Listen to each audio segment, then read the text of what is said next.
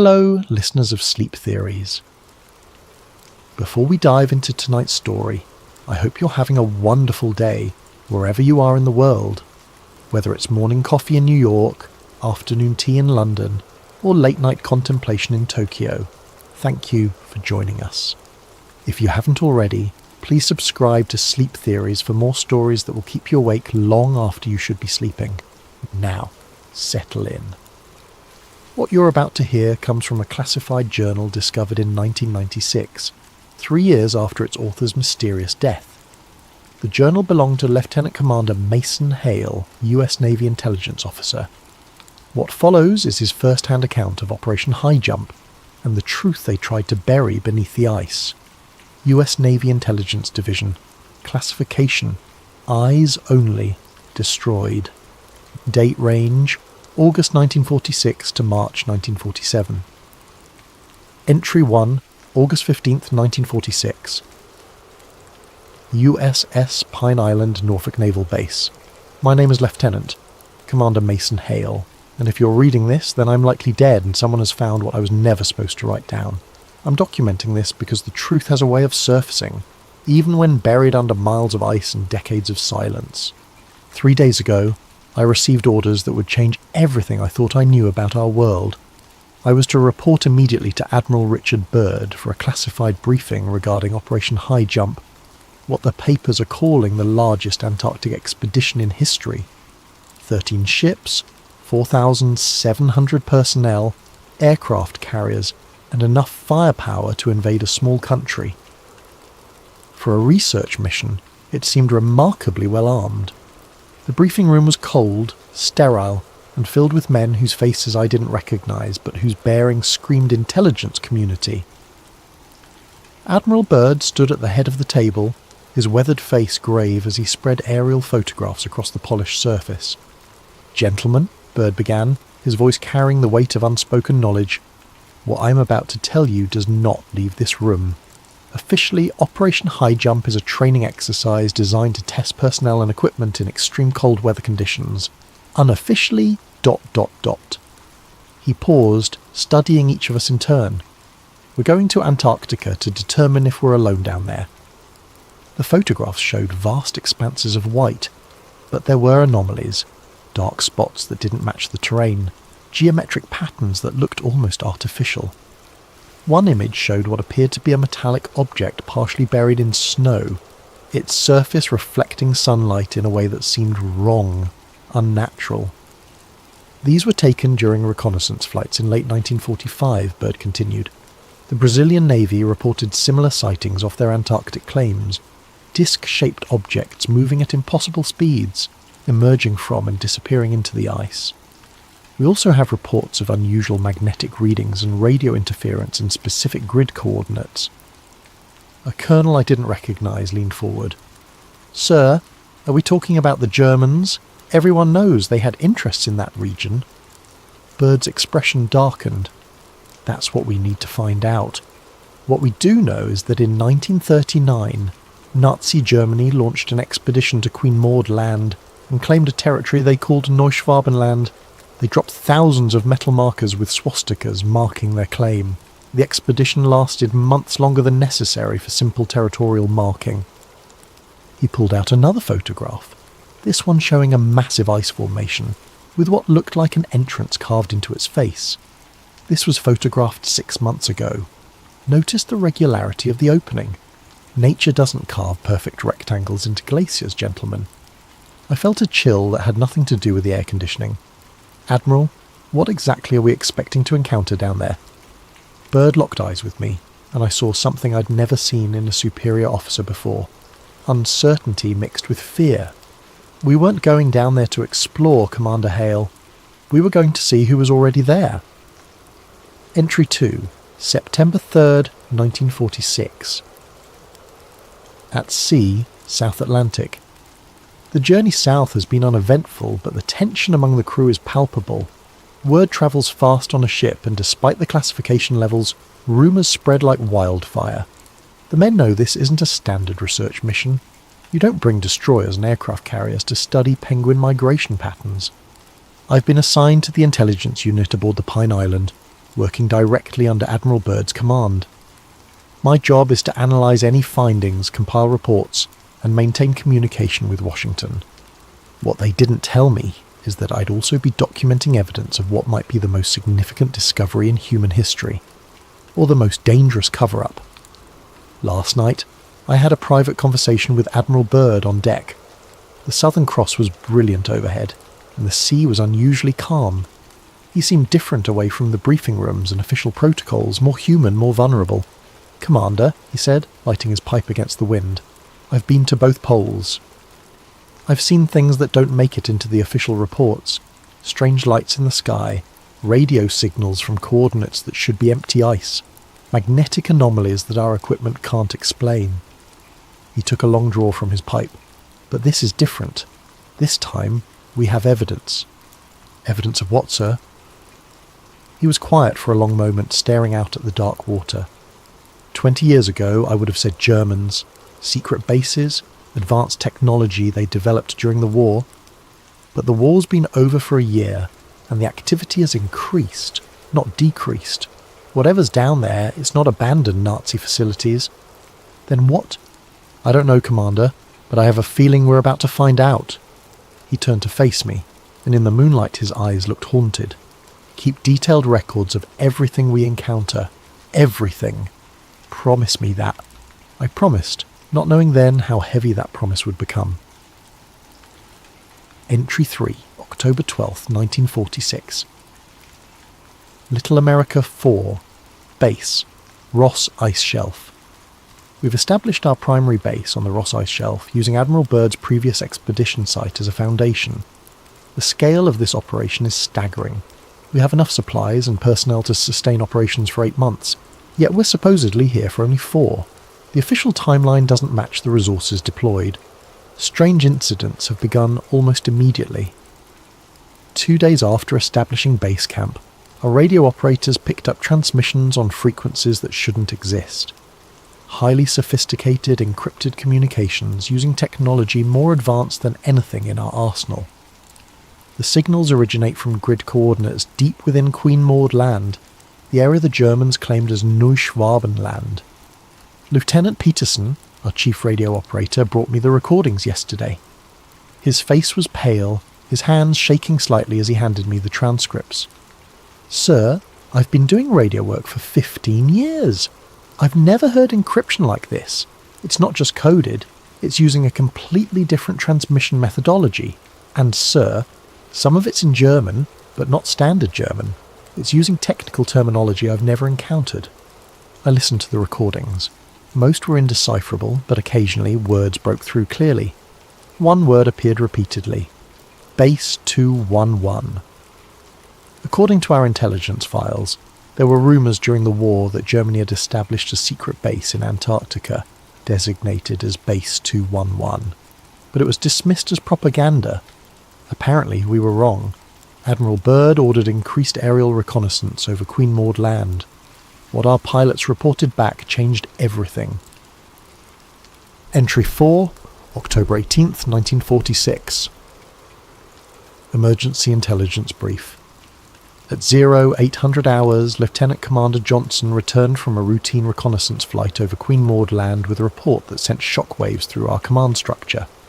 I'm documenting this immediately while the details are fresh, though I suspect this entry will never see official records. Johnson's voice was steady during the debrief, but I could see the disbelief in his eyes. At approximately 0630, while conducting photographic reconnaissance at 15,000 feet, we observed multiple metallic objects emerging from the ice sheet approximately 200 miles inland from the coast. Admiral Byrd leaned forward. "Describe these objects, Commander." "Disc-shaped, sir. Approximately 50 to 75 feet in diameter based on comparison with surrounding terrain features. They moved unlike any aircraft I've ever seen. No visible propulsion system, no exhaust trails, and they accelerated from stationary to what I estimate was over 1,000 miles per hour in seconds." The briefing room fell silent. Johnson continued, "They appeared to emerge directly from the ice, sir. Not from surface installations, but from beneath the ice sheet itself. We counted 7 objects before they disappeared into low cloud cover." Admiral Byrd studied the photographs Johnson had taken. Even in black and white, the objects were clearly artificial, clearly not of any design in our current arsenal. The surface appeared seamless, almost mirror-like, reflecting the Antarctic landscape with unnatural clarity. "Did they acknowledge your presence, Commander?" Johnson's expression darkened. "Yes, sir. They maintained formation and appeared to pace our aircraft for approximately 3 minutes before accelerating away. It felt like they were studying us, sir." That evening, Admiral Byrd called me into his private quarters. The photographs were spread across his desk, along with intelligence reports I hadn't seen before. Some dated back to 1943, describing similar sightings by German U-boat crews in Antarctic waters. "Commander Hale," he said without preamble, "tomorrow we're implementing Project Silent Spear. It's a classified reconnaissance operation targeting the coordinates where these objects were observed. I want you to accompany the strike team as intelligence liaison." "Strike team, sir?" I thought this was reconnaissance. Byrd's expression was grim. "We're going in armed, Commander. Whatever's down there has technology decades ahead of ours, and they're watching us. We need to know their capabilities and intentions before they decide we're a threat." I should have realised then that we weren't the hunters in this scenario. We were about to become the hunted. Entry 5, October 20th, 1946. Grid coordinates 71 degrees south, 10 degrees west. Queen Maud Land. What happened today will haunt me for the rest of my life. I'm writing this by flashlight in the emergency shelter, my hands still shaking from what I witnessed. 3 men are dead, 2 helicopters destroyed, and we barely escaped with evidence that will never see the light of day. Project Silent Spear launched at 0500 hours. Our strike team consisted of 2 helicopters, 12 Marines, and enough firepower to level a small building. The target was a glacial canyon approximately 300 miles inland, where aerial reconnaissance had identified what appeared to be artificial structures beneath the ice. The flight took 2 hours through increasingly unstable weather. Radio communications became erratic as we approached the target coordinates, filled with interference that sounded almost like whispers in unknown languages. Lieutenant Morrison, our pilot, reported multiple instrument malfunctions as we flew deeper into Queen Maud Land. At 0715 hours, we crested a ridge and saw our target. The canyon stretched for miles, its walls perfectly vertical as if carved by machine rather than formed by natural processes. At the canyon floor, approximately 500 feet below us, structures emerged from the ice, geometric, metallic, and clearly artificial. They followed architectural principles I'd never seen, with surfaces that seemed to bend light around them. But it wasn't the structures that stopped our hearts, it was what was emerging from them. 3 disc-shaped objects, each approximately 100 feet in diameter, rose silently from concealed openings in the ice. They moved with impossible grace, defying everything I knew about aerodynamics and physics. The surface of each craft was mirror smooth, reflecting our helicopters with perfect clarity. "Command, this is Silent Spear 1, Morrison radioed back to base. "We have visual confirmation of artificial structures and 3 unidentified aircraft, requesting immediate backup." The response came through heavy static. "Silent Spear 1, proceed with reconnaissance. Document everything." That's when everything went wrong. The lead disc accelerated toward us with terrifying speed. I expected weapons fire, explosions, some form of conventional attack. Instead, a brilliant white beam emanated from the craft's underside, washing over our helicopter in blinding light. Every electrical system failed instantly. Radio, navigation, engine controls, everything died. Morrison fought to maintain control as we began auto-rotating toward the canyon floor, but the helicopter responded like a dead weight. "Mayday! Mayday! We're going down!" Through the chaos, I watched the second helicopter suffer the same fate. The beam hit them, their rotors stopped, and they plummeted into the canyon. I never heard them crash over the sound of our own emergency landing. We hit hard but level, the helicopter's skids digging deep furrows in the snow. Morrison was unconscious, blood streaming from a head wound. Sergeant Williams and 2 Marines were alert but shaken. I grabbed our emergency radio and camera equipment, knowing we might have only minutes before whatever was in those discs decided our fate. That's when I saw one of them up close. The disc settled silently onto the ice approximately 50 yards from our crash site. No landing gear extended, no engines wound down. It simply stopped moving and hovered 3 feet above the ground. The surface was seamless, like polished mercury, and covered in symbols I'd never seen before. Not German, not any human language I could recognise. The symbols seemed to shift and flow across the surface as I watched, hypnotic and alien. A section of the craft's underside iris opened, not like a door, but like a living membrane. No one emerged, but I felt a presence studying us, evaluating us. The silence was absolute except for the wind across the ice and Morrison's laboured breathing. I raised my camera and managed 3 photographs before Sergeant Williams grabbed my arm. "Sir, we need to move, now." He was right. Whatever intelligence was inside that craft, it had allowed us to survive the crash. That suggested either mercy or curiosity, but I didn't want to test which one would run out first. We improvised a stretcher for Morrison and began moving toward the canyon rim. The discs followed at a distance, maintaining formation like shepherds guiding sheep. They made no threatening moves, but their presence was a constant reminder that we existed at their sufferance. It took 6 hours to reach the canyon rim where emergency crews were waiting. During the entire climb, the discs maintained their escort. Only when we reached safety did they accelerate away, disappearing into the Antarctic sky at speeds that made our best jets look like children's toys. Admiral Byrd was waiting at the rescue site, his face grim as we loaded Morrison into a medical helicopter. As the rescue team worked, he pulled me aside. "What did you see down there, Commander?" I told him everything. The structures, the technology, the way the craft moved and responded.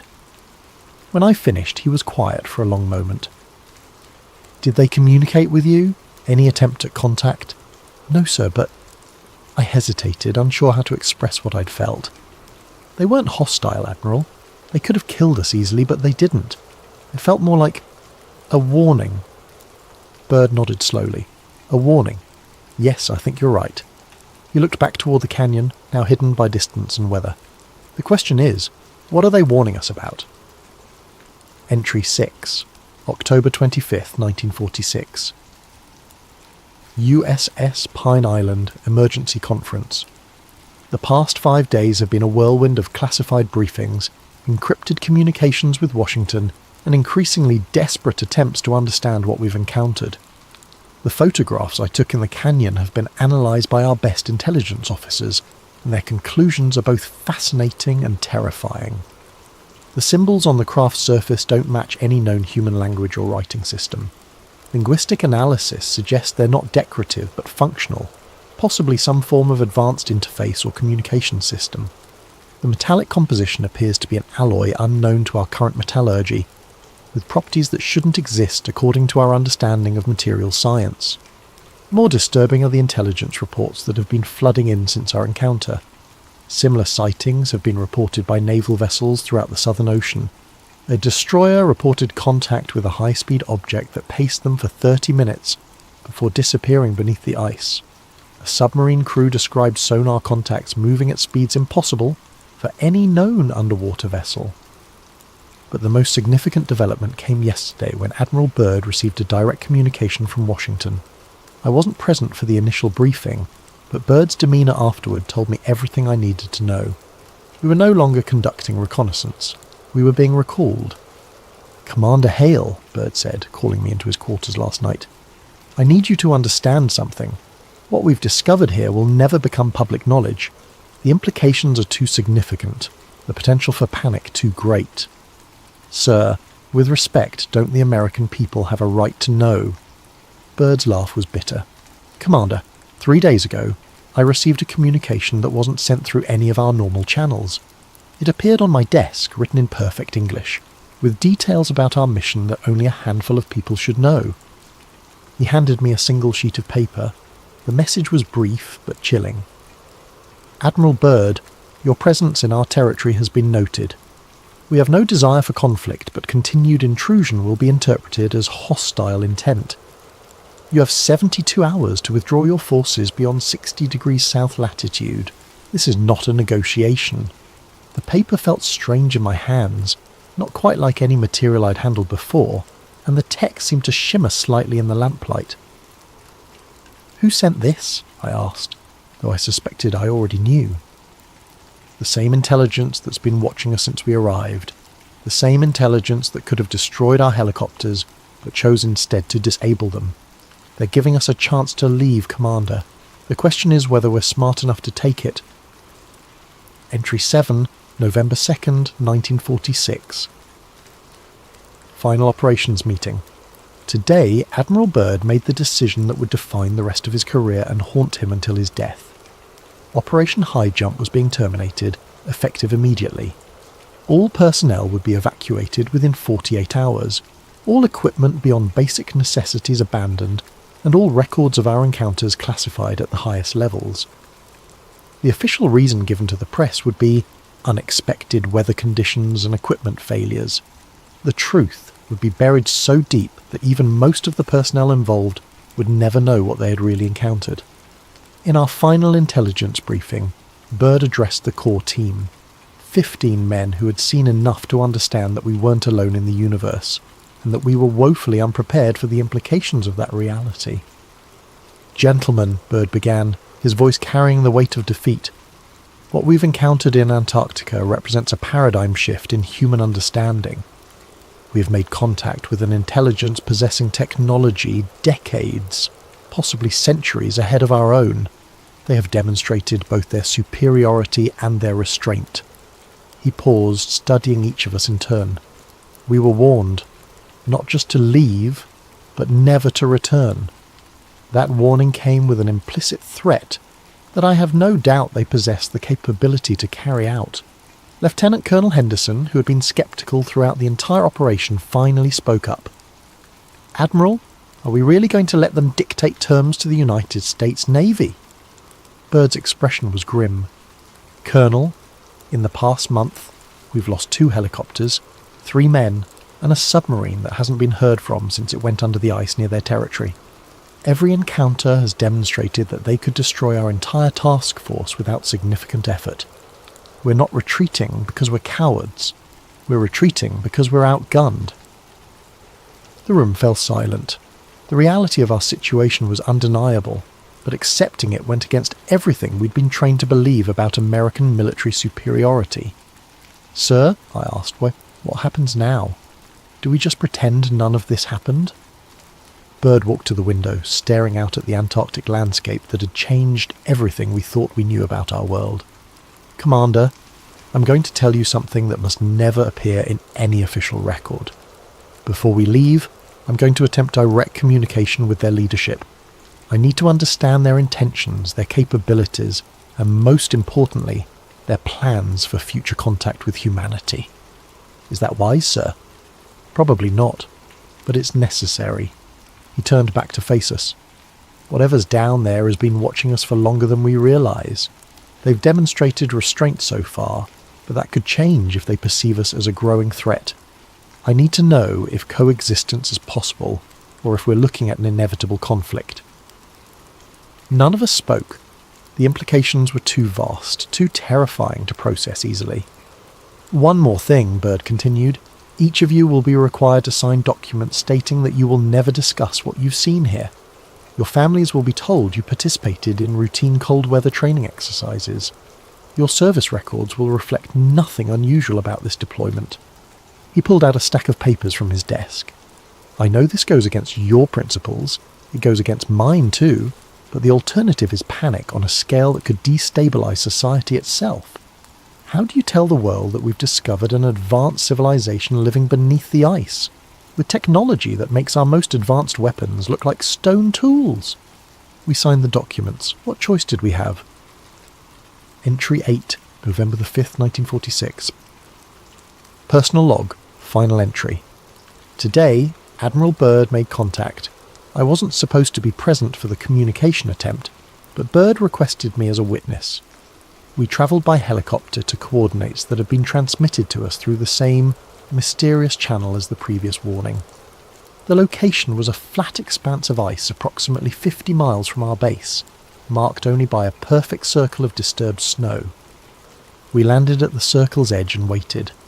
The Antarctic wind was unusually calm, creating a silence so complete it felt oppressive. After 20 minutes, 3 disc-shaped craft appeared on the horizon, approaching with their characteristic impossible grace. They settled into a triangular formation around our position, hovering silently 10 feet above the ground. As before, their surfaces were mirror-smooth and covered with flowing symbols that seemed to pulse with internal light. Then something unprecedented happened. One of the craft extended what appeared to be a ramp, not mechanical, but formed from the same flowing material as the hull. A figure appeared at the opening. I've struggled for hours to find words to describe what I saw. The being was humanoid in basic structure, but clearly not human. Tall, perhaps 7 feet, with proportions that were almost familiar but somehow wrong. The skin appeared translucent, with an underlying luminescence that suggested biological processes unlike anything on Earth. The features were angular, refined, with large eyes that held an intelligence both ancient and alien. But what struck me most was the complete absence of hostility. There was curiosity, perhaps mild concern, but no aggression or malice. The being approached Admiral Byrd directly, stopping approximately 10 feet away. When it spoke, the words formed directly in our minds rather than through sound, a form of communication that was simultaneously intimate and unsettling. Admiral Byrd, you have shown wisdom in accepting our warnings. Your species stands at a crossroads of development.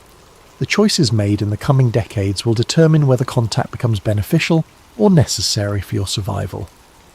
Byrd, to his credit, remained composed despite the obvious strain of the encounter. What do you want from us? We want nothing from you. We have observed your species for millennia, watching your development with interest. Your recent mastery of atomic energy has attracted our attention more directly. Such power, in the hands of a species still learning wisdom, represents a threat not only to yourselves but to the stability of this world. Are you threatening us?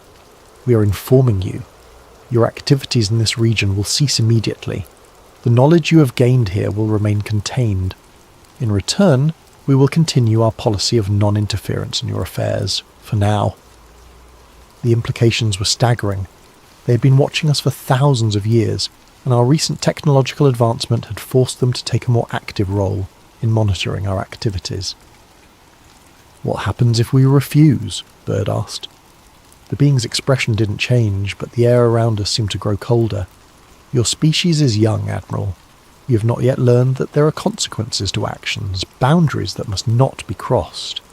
We have maintained this world's stability for far longer than your civilization has existed. We will continue to do so, with or without your cooperation. The communication ended abruptly. The being returned to its craft, the ramp dissolved back into the hull, and all 3 discs accelerated into the sky at speeds that defied physics. Byrd was quiet during the flight back to base. Only when we were alone in his quarters did he speak. Commander, I want you to promise me something. If anything happens to me, if I die under suspicious circumstances or disappear, I want you to make sure the truth survives somehow. Not the official truth, but what really happened here. Sir, what are you planning? I'm going to give them what they want. Complete evacuation, total secrecy, and an end to Antarctic operations. But I'm also going to make sure that someone, somewhere, knows what we encountered. Because this won't be the end of it, Commander, this is just the beginning. 3 days later, we left Antarctica. The official report stated that equipment failures and weather conditions had forced an early termination of the mission. Admiral Byrd gave a brief interview to Chilean press on our way home, where he made statements about enemies that could fly from pole to pole in minutes. Statements that were quickly dismissed as metaphorical references to future aviation technology. But I knew better.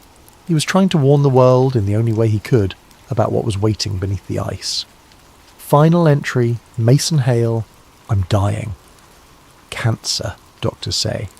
Though I suspect it might be related to something I was exposed to during those weeks in Antarctica 47 years ago. I've carried this secret for nearly half a century, watching as the world moved closer to the precipice that entity warned us about.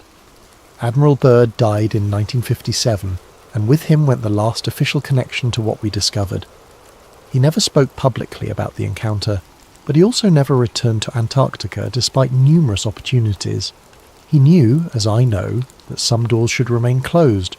Over the years, I've watched for signs that they're still watching us. UFO sightings, unexplained aerial phenomena, technological advances that seem to leap beyond normal developmental curves. I believe they've been intervening subtly, perhaps preventing us from destroying ourselves before we develop the wisdom to handle our own power. But I also believe that patience is not infinite. Recent events suggest we're approaching another crossroads. The Cold War has ended, but new threats are emerging. Environmental destruction, nuclear proliferation, and a growing instability that suggests we haven't learned the lessons they hoped we would. I've hidden this journal for 47 years, waiting for the right time to reveal the truth. With my death approaching, I realise that time may never come. But perhaps, if this account survives, future generations will be better prepared for what's coming. Because they're still down there, watching, waiting. And the warning they gave Admiral Byrd still stands. There's something under the ice. Something that has been protecting this world far longer than we've existed on it. They gave us a chance to mature, to develop wisdom alongside our technology. Whether we've succeeded or failed remains to be seen. But next time, and there will be a next time, we may not leave. The journal of Lieutenant Commander Mason Hale was discovered in a safety deposit box in Phoenix, Arizona, in 1996, 3 years after his death from cancer. His nephew, David Hale, initially published excerpts online before the entire document mysteriously disappeared from all servers within 48 hours. David Hale himself died in a car accident 2 weeks later. This complete transcription was reconstructed from archived copies found on defunct servers and private hard drives.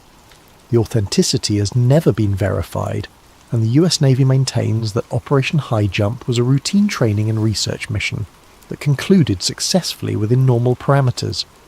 Admiral Richard E. Byrd's post-expedition interview in Chile, where he spoke of enemies that could fly from pole to pole, remains a matter of public record. His subsequent removal from Antarctic operations and his reluctance to discuss the mission in detail has never been officially explained. Antarctica remains under international treaty, with military activities strictly prohibited. No nation has attempted another operation of high-jump scale in the region where Lieutenant Commander Hale reported his encounters. The truth, as always, remains buried beneath the ice.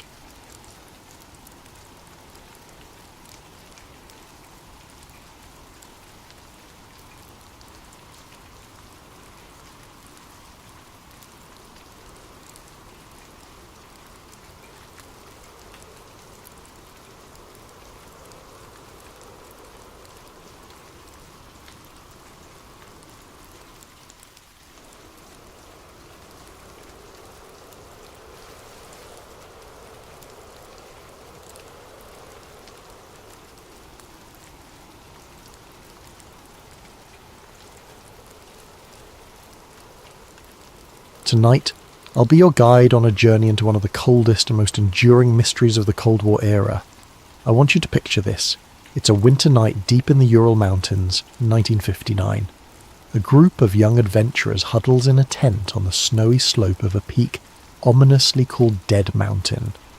They're laughing, jotting down journal entries by flashlight, and planning tomorrow's trek. They don't know it yet, but this will be their last night alive.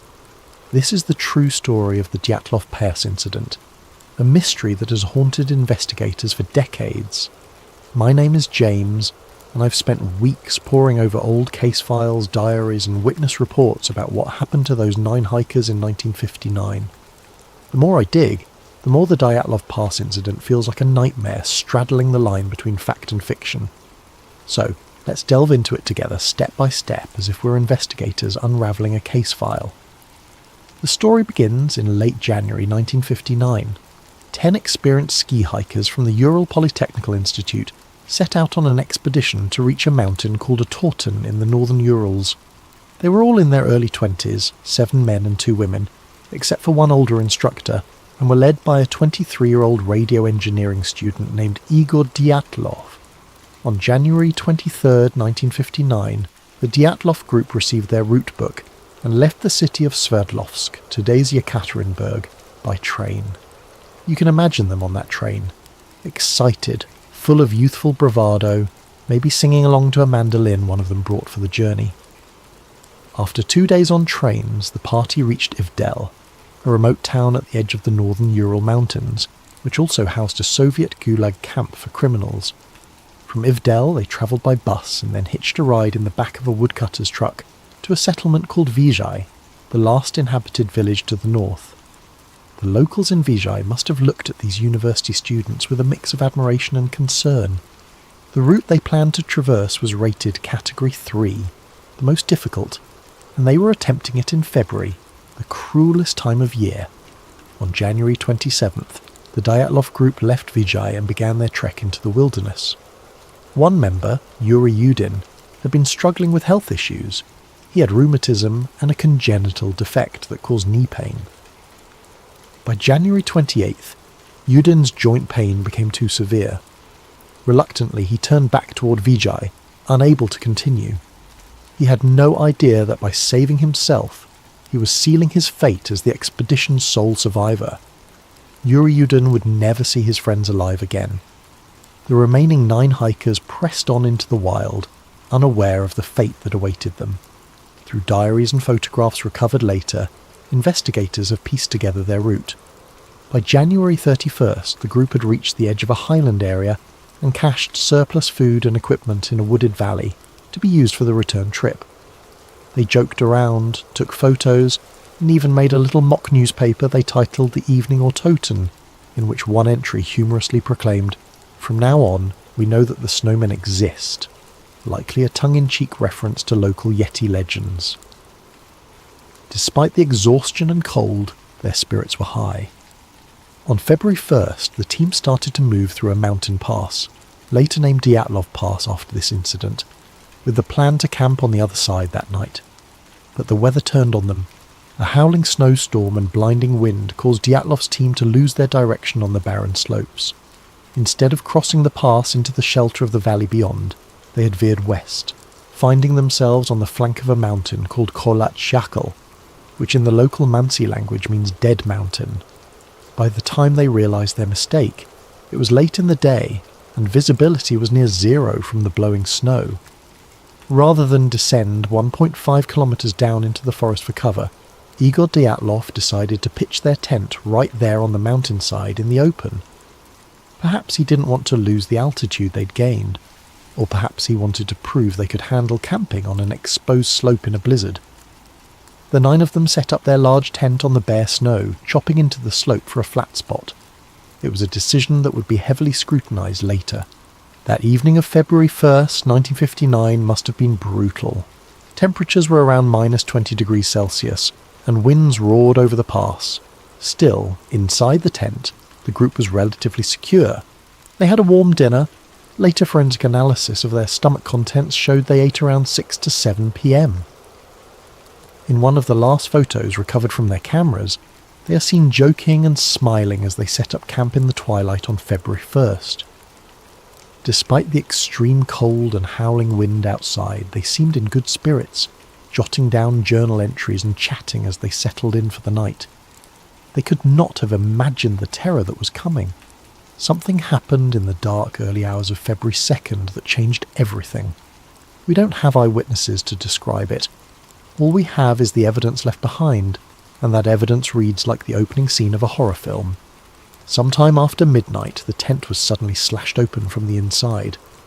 The 9 campers, who had been sleeping or resting, burst out of their tent into a howling snowstorm in the pitch black of night. They left behind almost all their gear, boots, coats, hats, sleeping bags, axes, as if fleeing an imminent threat. Imagine the situation. It's -30 degrees Celsius, -22 degrees Fahrenheit, outside, and yet something scared or startled them so badly that they ran out half-dressed and barefoot into the blizzard. Why? What could have terrified them, or otherwise compelled them, to abandon their only shelter and run into certain death? That's the question investigators have grappled with for over 60 years. When the group failed to return to Vijay by February 12th as planned, there wasn't immediate alarm. Delays of a few days were common for such expeditions. But as day after day passed with no word, the hikers' families grew anxious.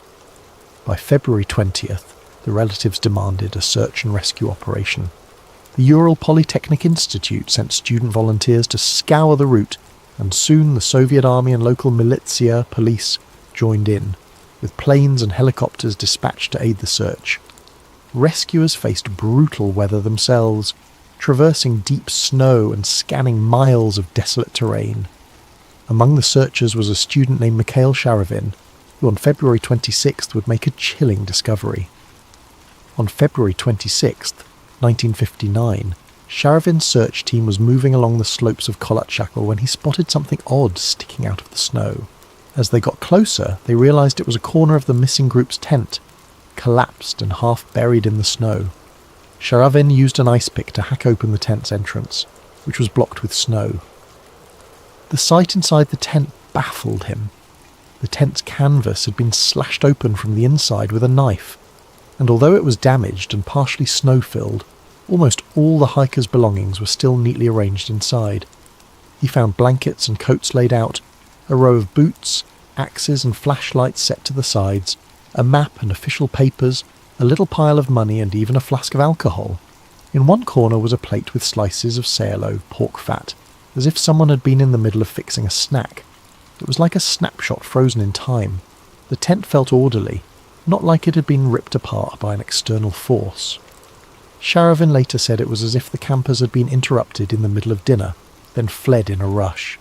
The scene sent shivers down his spine. Why would experienced hikers cut open their only shelter and run away without boots or coats? Outside the tent, the search team found footprints in the snow, and they only deepened the mystery. There were 9 sets of prints, which matched the number of missing hikers. They could see the impressions of feet wearing only socks, or a single shoe, and some barefoot. You could even make out toe marks in the frozen snow. The tracks indicated that the hikers had not run in a wild panic, but rather walked fast or at a hurried shuffle down the slope, in an organised single file. The rescuers followed these tracks downhill in the direction of a dense forest. Incredibly, the footprints continued for about 500 metres before they were obscured by fresh snow. It was as if the group had intentionally headed toward the forest, perhaps seeking shelter or regrouping. Sharavin and the others were utterly perplexed. What on earth could have made these seasoned hikers leave their tent in sub-zero cold, partially dressed and even barefoot, walking away calmly into the night? With dusk approaching on February 26th, the searchers had to pause the search until morning, haunted by the enigma they'd uncovered.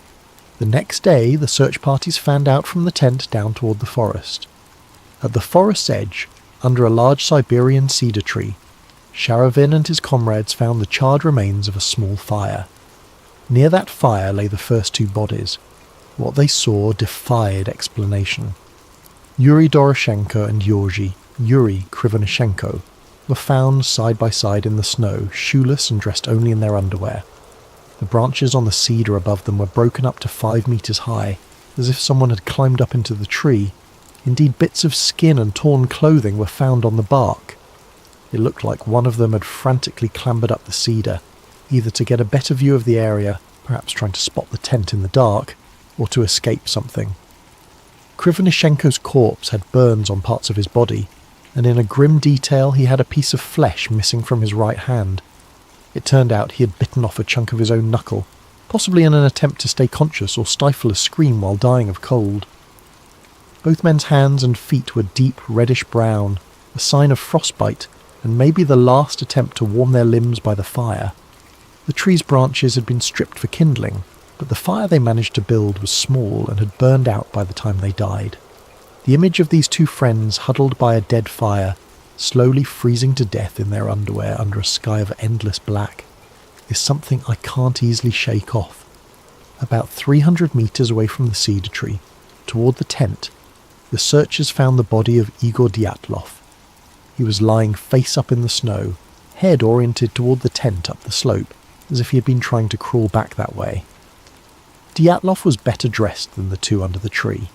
He wore a flannel shirt, a sweater, and pants, but notably, he had no coat and no boots, only socks on his feet.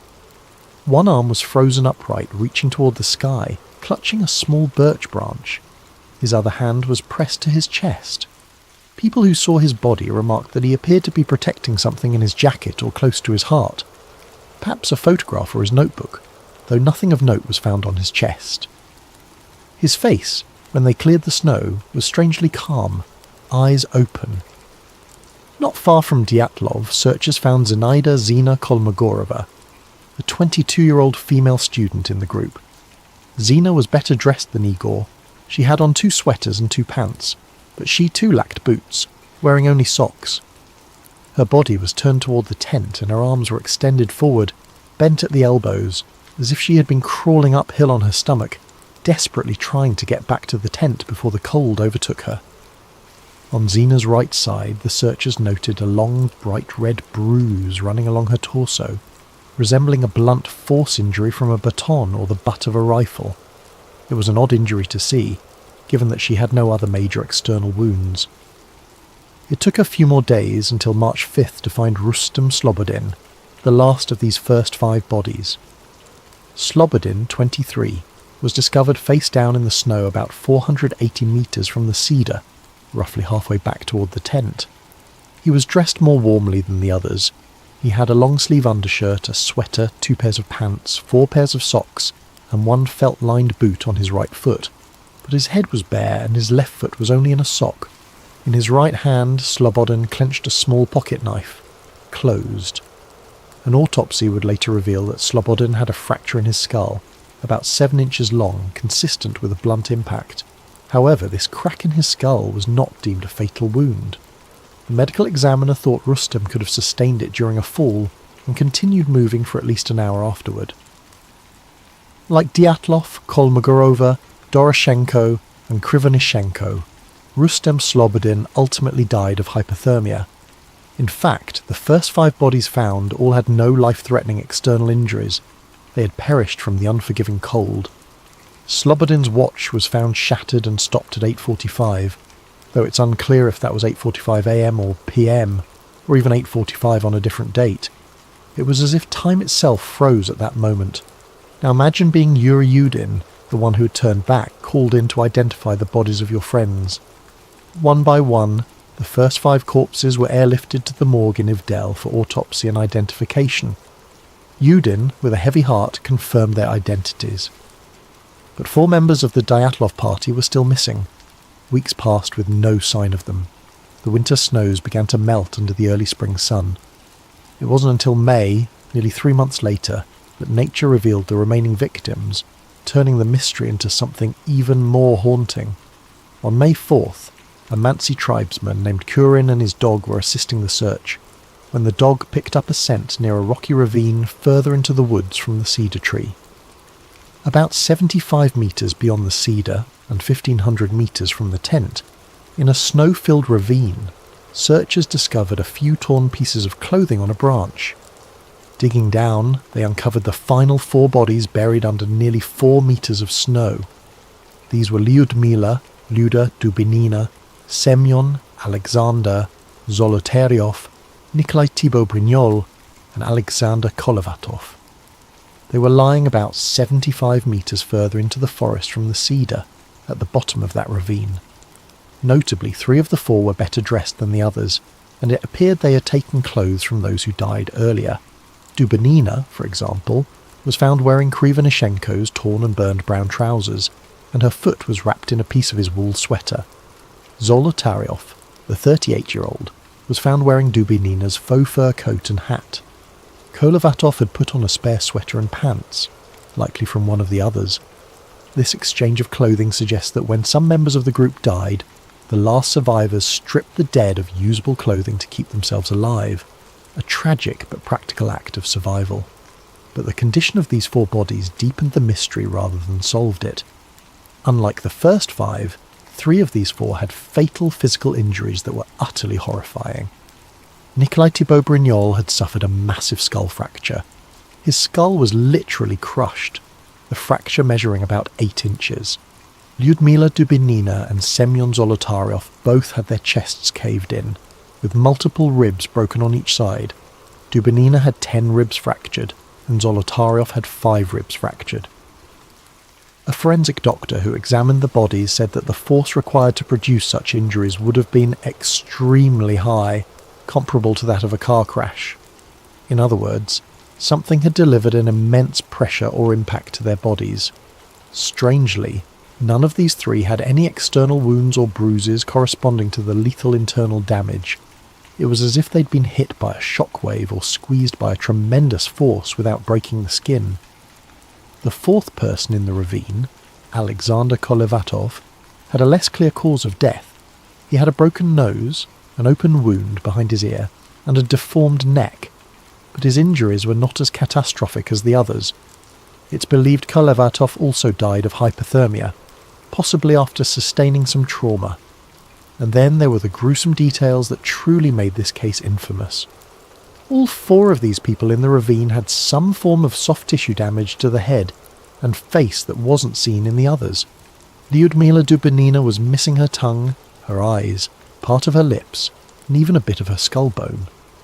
Semyon Zolotaryov was missing his eyeballs, and Alexander Kolevatov was missing his eyebrows. These shocking injuries naturally gave rise to lurid theories.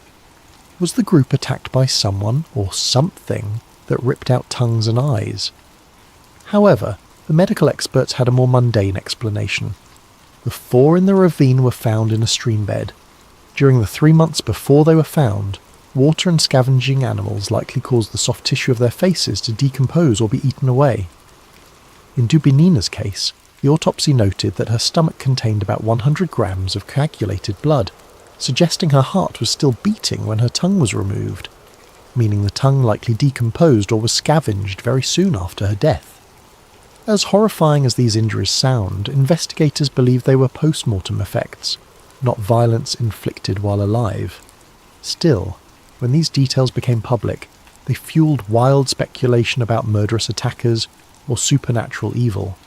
It didn't help that Zolotaryov was found with a camera around his neck, different from the other cameras found in the tent, and his hand holding a pen and notepad, as if he died trying to write something down.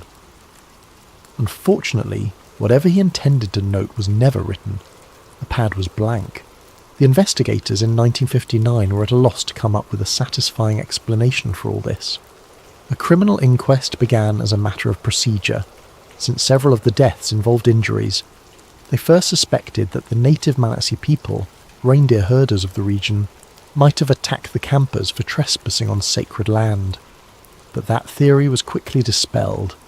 The only footprints found at the scene were those of the hikers themselves, and there were no signs of hand-to-hand struggle on the bodies.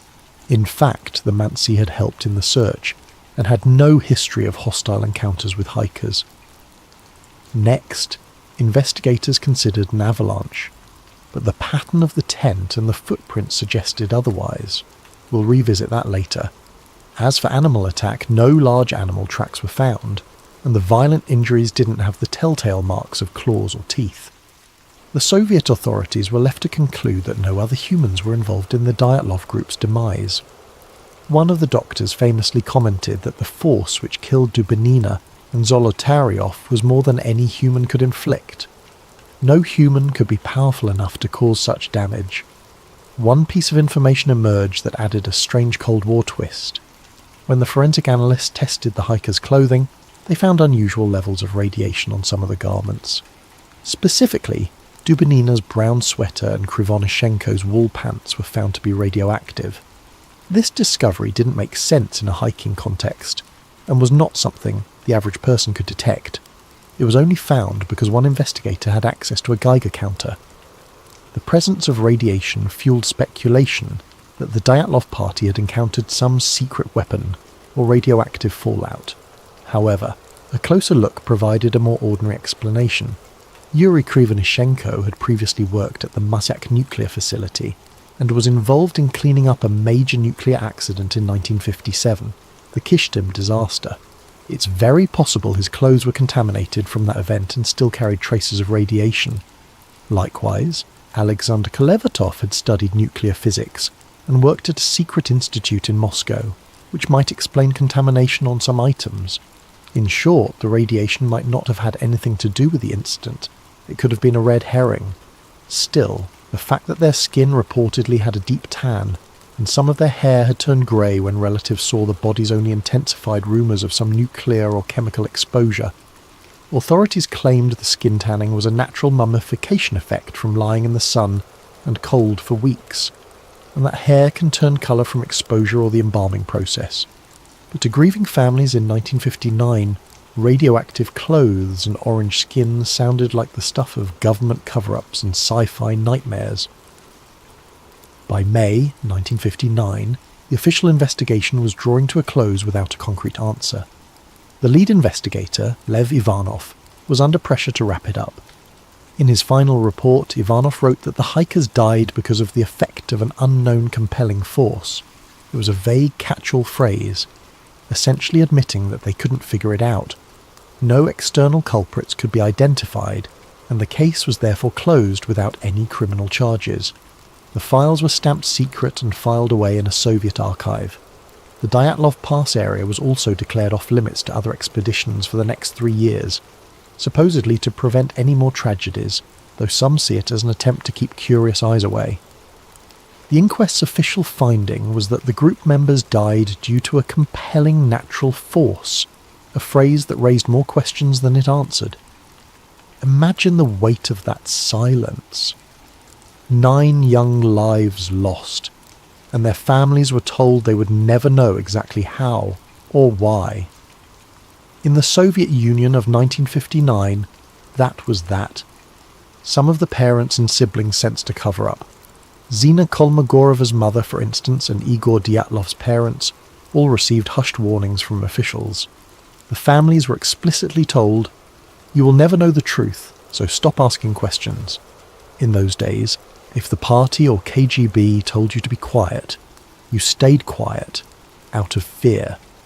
So the families buried their children without knowing what really happened, and the Dyatlov incident faded into an eerie Cold War legend whispered about in Ural classrooms and mountaineering clubs.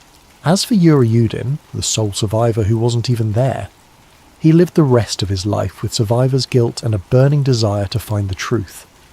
Yudin repeatedly insisted that his friends did not die due to some simple natural accident. He felt in his gut that something else, something man-made, had to have caused it. In interviews before his death in 2013, Yuri Yudin openly voiced his belief that the Soviet authorities knew more than they let on about the incident. In fact, not long before he died, Yudin publicly stated that he believed his teammates had been taken out of the tent at gunpoint and murdered. He even speculated that Dubinina's tongue was cut out by perpetrators because she was the most outspoken of the group. These are incredibly serious accusations, and they were never proven. Yudin admitted he had no evidence, just deep suspicions after a lifetime of thinking about it.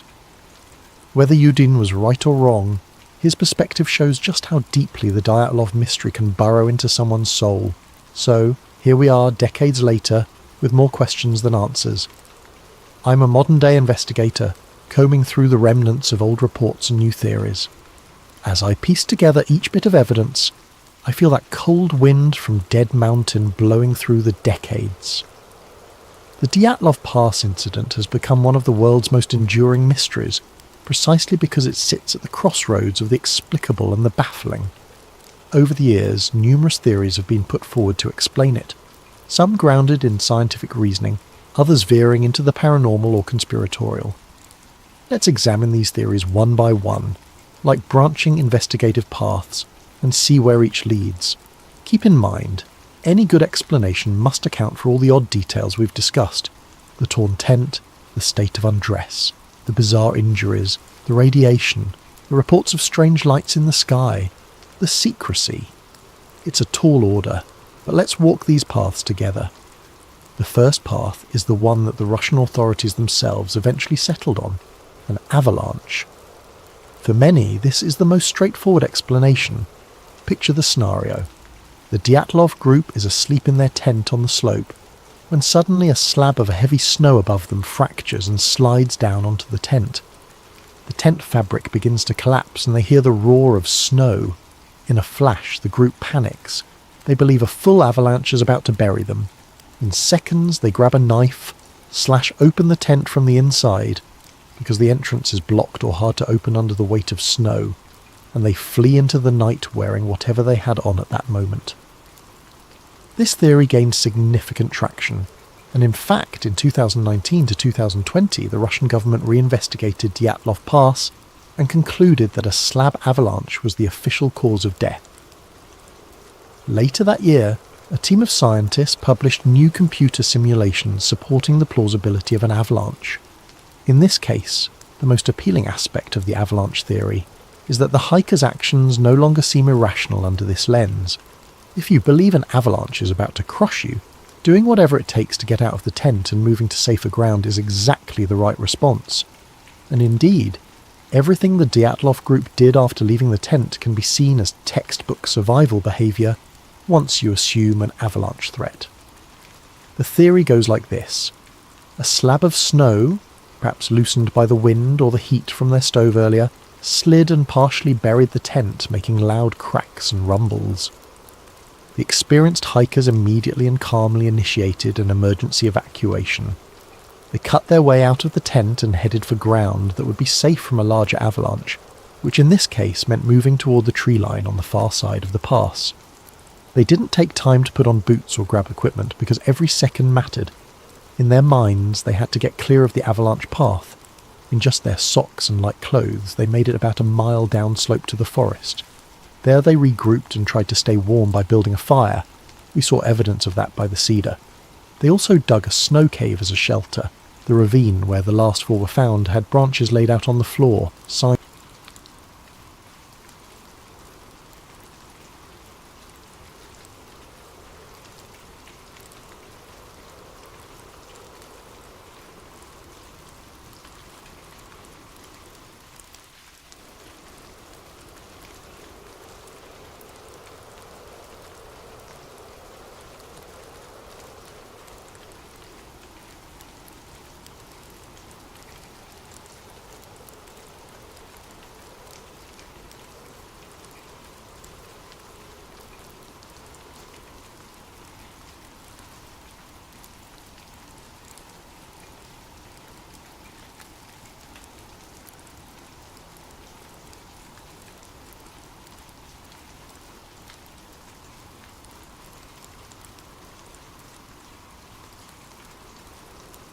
If this is your first time with sleep theories, welcome to our corner of the internet where we explore the stories that keep us awake at night, the mysteries that official reports never quite explain, and the questions that linger long after the news cycle moves on.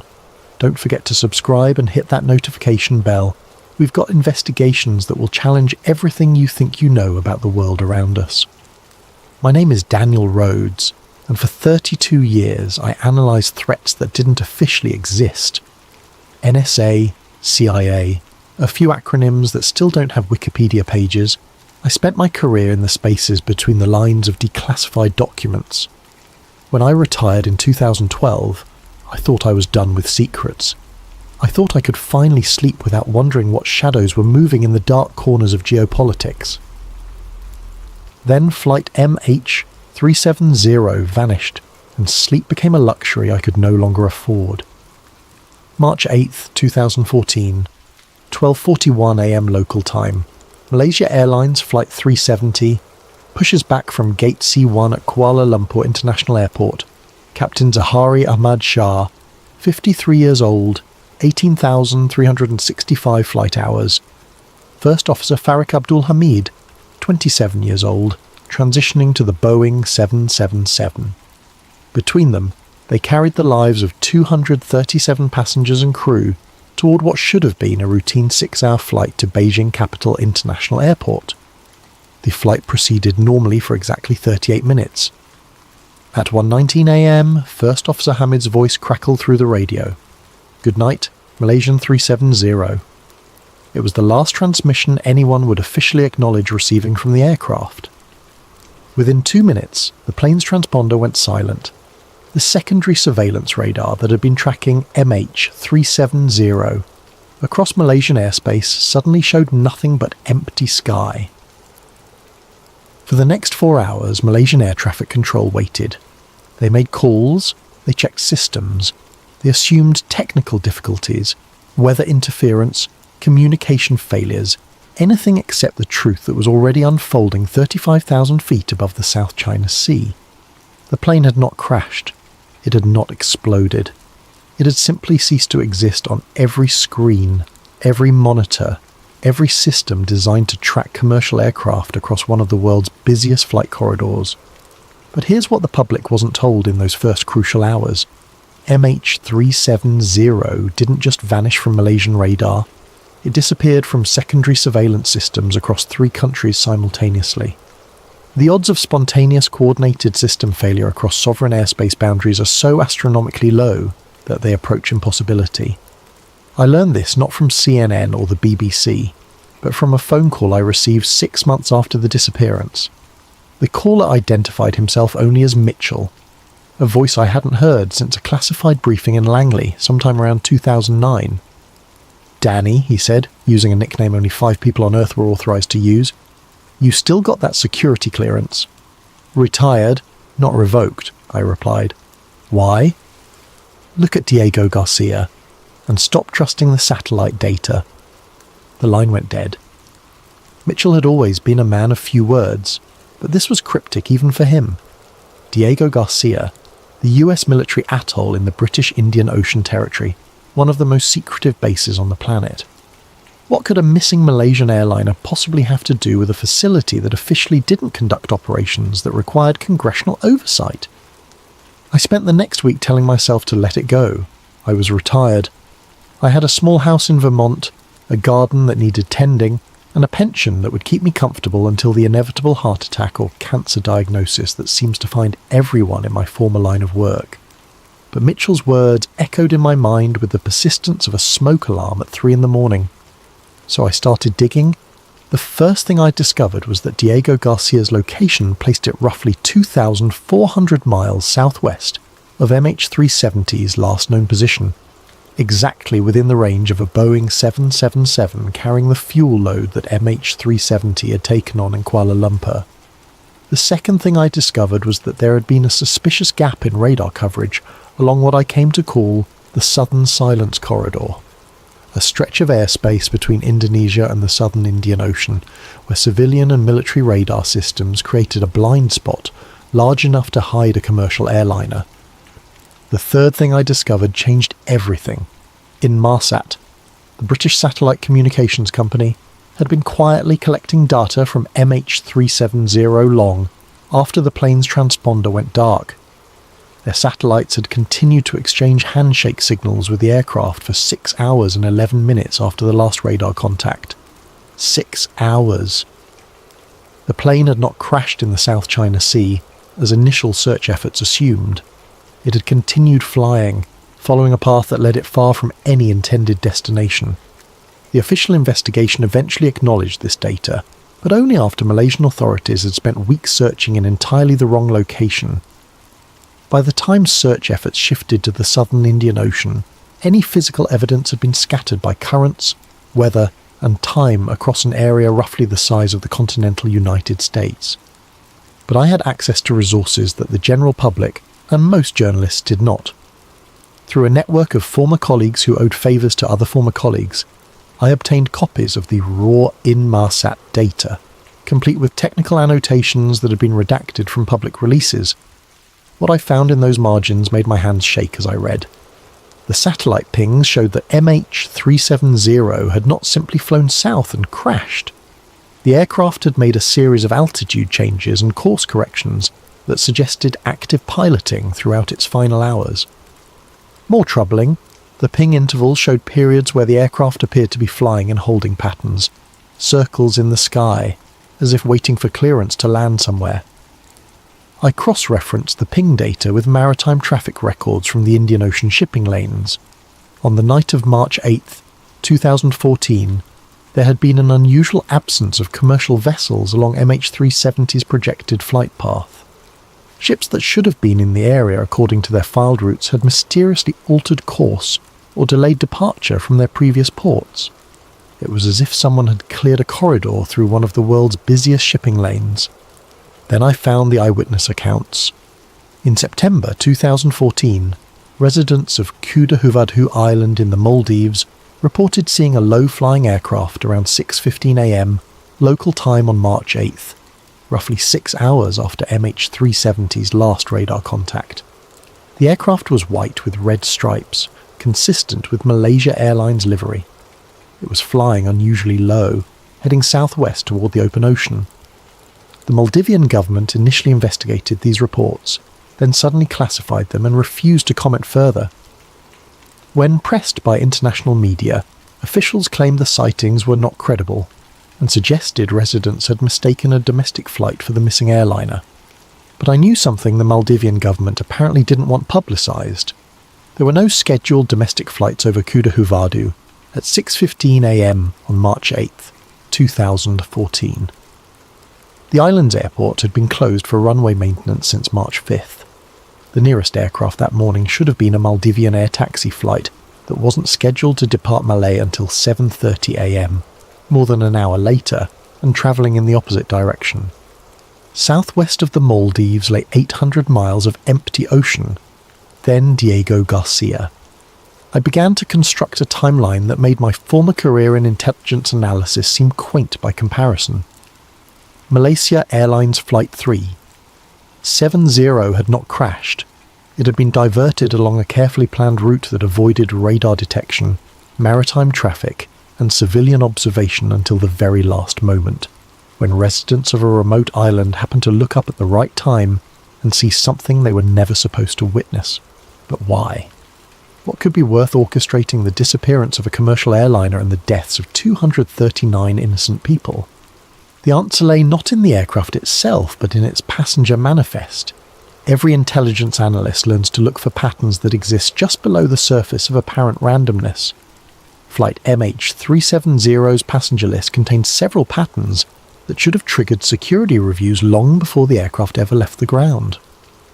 20 passengers worked for Freescale Semiconductor, a Texas-based company specializing in microprocessors and embedded systems. They were travelling to Beijing for a technical conference, carrying laptops and documentation related to advanced radar and stealth technology applications.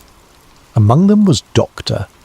Chen Wei, a lead engineer on what Freescale internally called Project Mirror, research into electronic systems that could manipulate radar signatures in real time. 4 passengers were travelling on stolen Austrian and Italian passports. The men who had stolen these documents were identified within days of the disappearance, but the identities of the individuals who had used them to board MH370 remain unknown.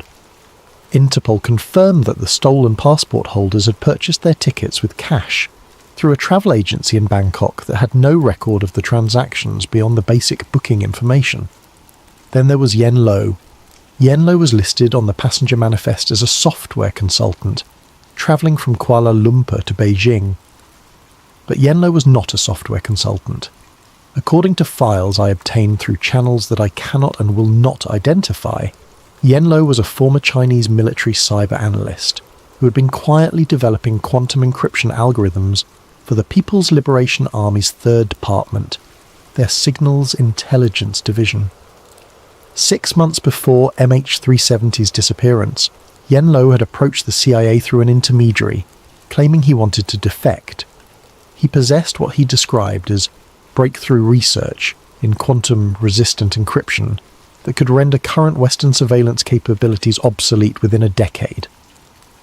The agency had been in preliminary negotiations with Yen Lo since December 2013, but those talks had stalled over disagreements about his financial demands and the security of his family members still living in mainland China. What Yen Lo didn't know, what he couldn't have known, was that his communications with the CIA had been intercepted by the National Security Agency's Special Collection Service, operating out of the US Embassy in Kuala Lumpur. The NSA had been tracking Yen Lo's movements, monitoring his communications, and building a profile of his research capabilities since October 2013. I spent weeks trying to reconstruct the intelligence picture that would have been available to decision-makers in the days before MH370's disappearance. What I found was a convergence of strategic interests that painted a very different picture of the flight's final hours.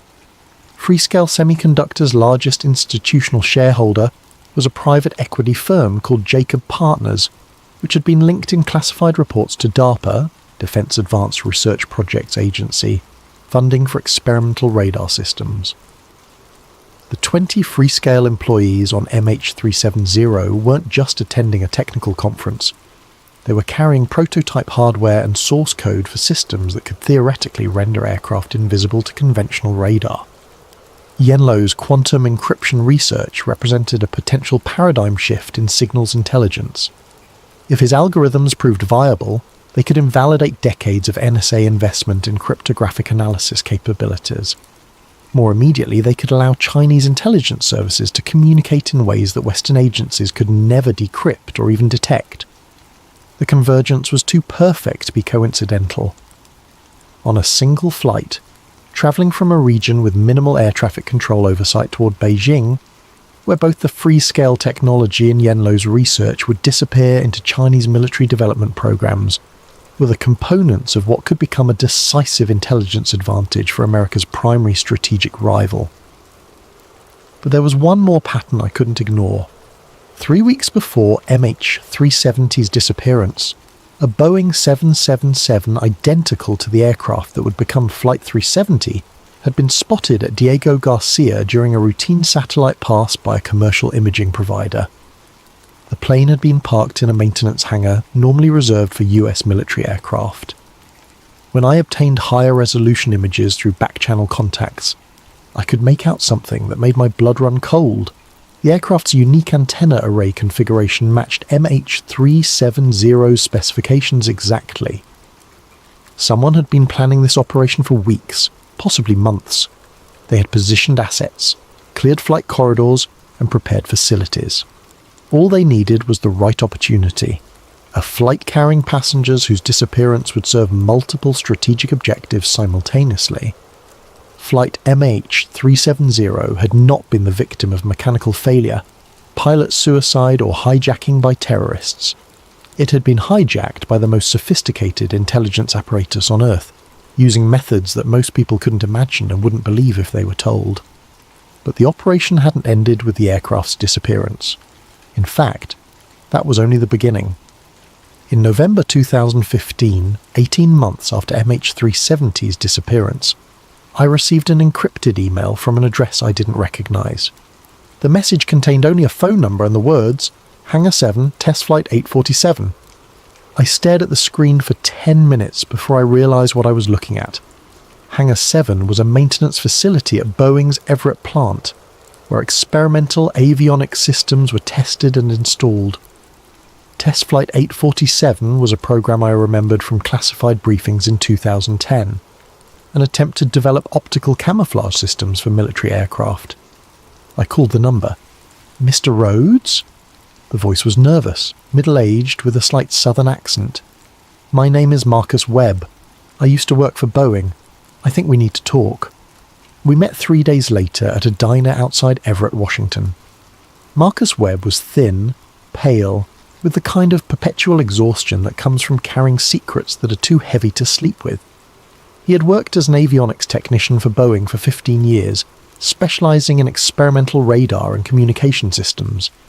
In 2013, he had been assigned to a classified project that he knew only by its internal designation, Ghost Protocol. They told us we were developing stealth capabilities for the next generation of military transports, Webb explained, stirring sugar into coffee with hands that shook slightly. Optical masking at high altitudes. The idea was to make aircraft essentially invisible to both radar and visual observation by manipulating electromagnetic signatures in real time. The technology worked by using a network of sensors and transmitters built into the aircraft's skin. These components would detect incoming radar signals, analyze their characteristics, and broadcast counter-signals designed to cancel out the aircraft's radar signature. Simultaneously, optical sensors would analyse the visual background above and below the aircraft, then project those images onto panels covering the aircraft's exterior surfaces. We tested it twice, Webb continued. First test was a partial success. We achieved about 60% radar signature reduction and maybe 40% optical camouflage. But the second test...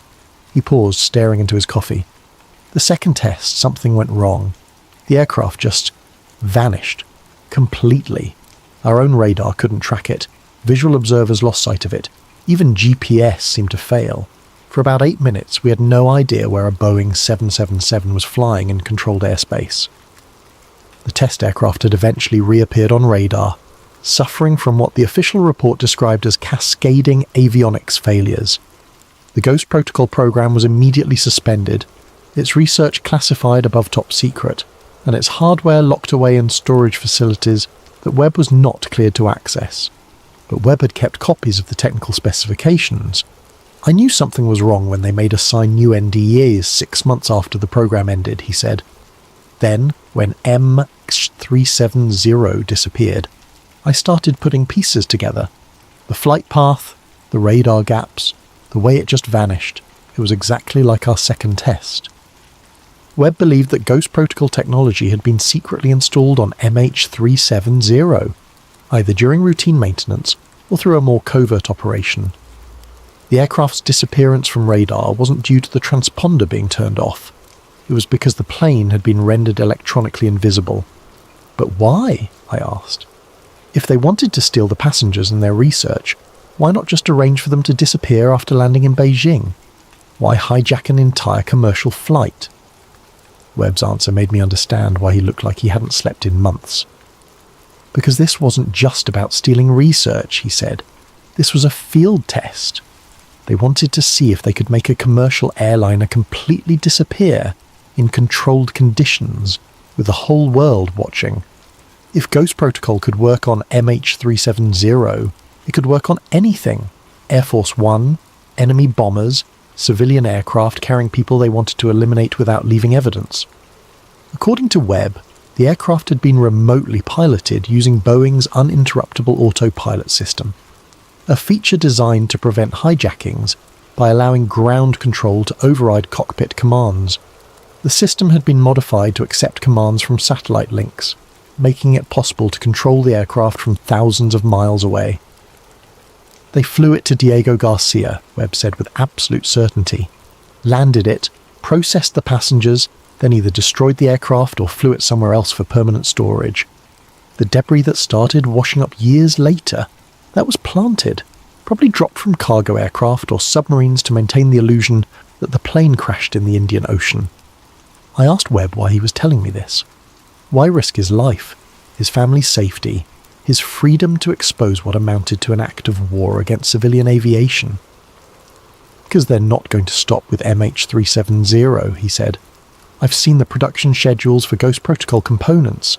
They're manufacturing this technology on a scale that suggests operational deployment. Commercial aircraft, military transports, maybe even spacecraft. They're planning to disappear things whenever it serves their purposes. Webb gave me a flash drive containing technical specifications for Ghost Protocol, maintenance records from the Boeing facility, where the technology had been developed, and satellite images showing aircraft matching MH370's configuration at Diego Garcia both before and after the disappearance. Then he made me promise that if anything happened to him, I would make sure this information reached people who could act on it. 2 weeks later, Marcus Webb died in what Everett police described as a single-vehicle automobile accident. His car had left the road during clear weather conditions, striking a tree at an angle that investigators found difficult to explain.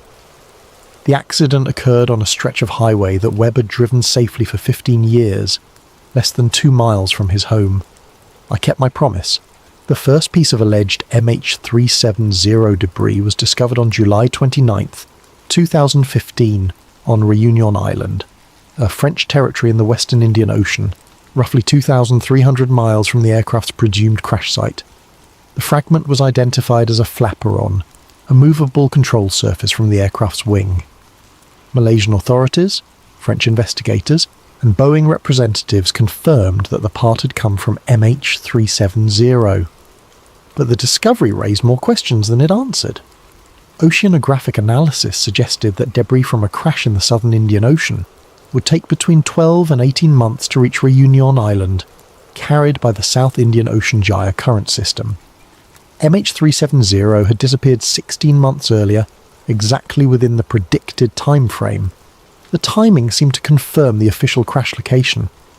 What didn't make sense was the condition of the flaperon. Marine biology experts who examined the fragment found barnacle growth patterns that were inconsistent with continuous ocean exposure.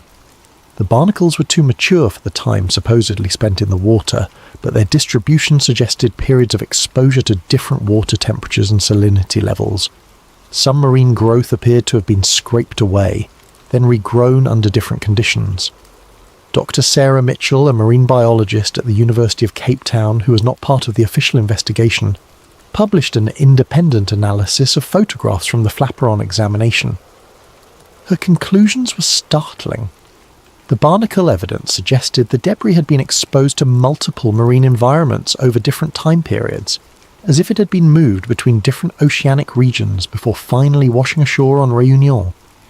The growth patterns we observed are consistent with the fragment being stored in controlled saltwater conditions, then introduced to open ocean currents much more recently than the official timeline suggests, Dr. Mitchell wrote in a peer-reviewed paper that was published, then mysteriously retracted 6 weeks later without explanation.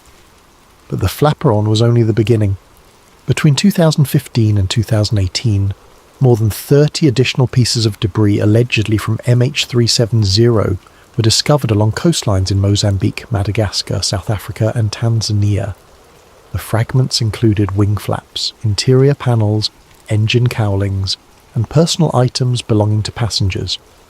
Each discovery seemed to reinforce the narrative that MH370 had crashed in the southern Indian Ocean, its wreckage scattered by currents across thousands of miles of coastline. However, when I obtained copies of the detailed forensic reports on these fragments, reports that were not released to the public, I found patterns that suggested a very different explanation. Several fragments showed tool marks indicating they had been deliberately separated from larger structures, rather than torn away by impact forces. Cut marks were straight and clean, inconsistent with the ragged edges that would result from high-speed collision with ocean surface. Some fragments showed evidence of freshwater exposure, mineral deposits and corrosion patterns that could only result from prolonged contact with non-oceanic water sources. Most significantly, isotope analysis of barnacles found on multiple fragments revealed that they had been exposed to water with chemical signatures characteristic of lagoons and enclosed bays, not open ocean environments. The isotope ratios were consistent with water found around coral atolls, formations like those surrounding Diego Garcia. I began to map the discovery locations and timing of debris finds. What emerged was a pattern that followed shipping routes and naval exercise areas used by American and British forces operating in the Indian Ocean. Several fragments were discovered within days of documented US Navy operations in the same coastal regions. In October 2017, I obtained satellite imagery showing US Navy submarines surfacing in the international waters off Mozambique, approximately 48 hours before local fishermen discovered wing fragments on a nearby beach. Similar patterns emerged for discoveries in Madagascar and Tanzania. Naval activity followed by debris finds, with timing that suggested coordinated placement rather than natural drift patterns. The most damning evidence came from an unexpected source. A former US Navy diver contacted me through encrypted channels in early 2018, claiming he had participated in what his superiors described as deep water salvage training exercises in the Indian Ocean during 2016 and 2017. The exercises involved deploying aircraft debris from submarines at predetermined locations, then monitoring how currents and weather would affect the fragment's movement toward nearby coastlines. We were told it was environmental research, the diver explained during a conversation that I cannot record or document. Something about tracking ocean currents for climate change studies, but the debris we were dropping wasn't generic test materials, it was airplane parts, some of them with identification numbers that had been partially removed or altered. The diver provided GPS coordinates for several drop sites that corresponded exactly with locations where MH370 debris was later discovered. He also described seeing aircraft fragments stored in sealed containers aboard submarines, fragments that showed evidence of controlled saltwater exposure designed to simulate long-term ocean drift. They had marine biologists on the operation, he said, scientists who were cultivating specific types of barnacles and algae, then attaching them to the debris before we dropped it. Everything was designed to look like it had been drifting in the ocean for exactly the right amount of time. The debris discoveries that had seemed to confirm MH370's fate were, in fact, an elaborate deception, designed to maintain the illusion that the aircraft had crashed. Someone had been systematically planting evidence across thousands of miles of coastline, using military resources and scientific expertise to create a false narrative that would satisfy international investigators and grieving families. But the most shocking revelation was still to come.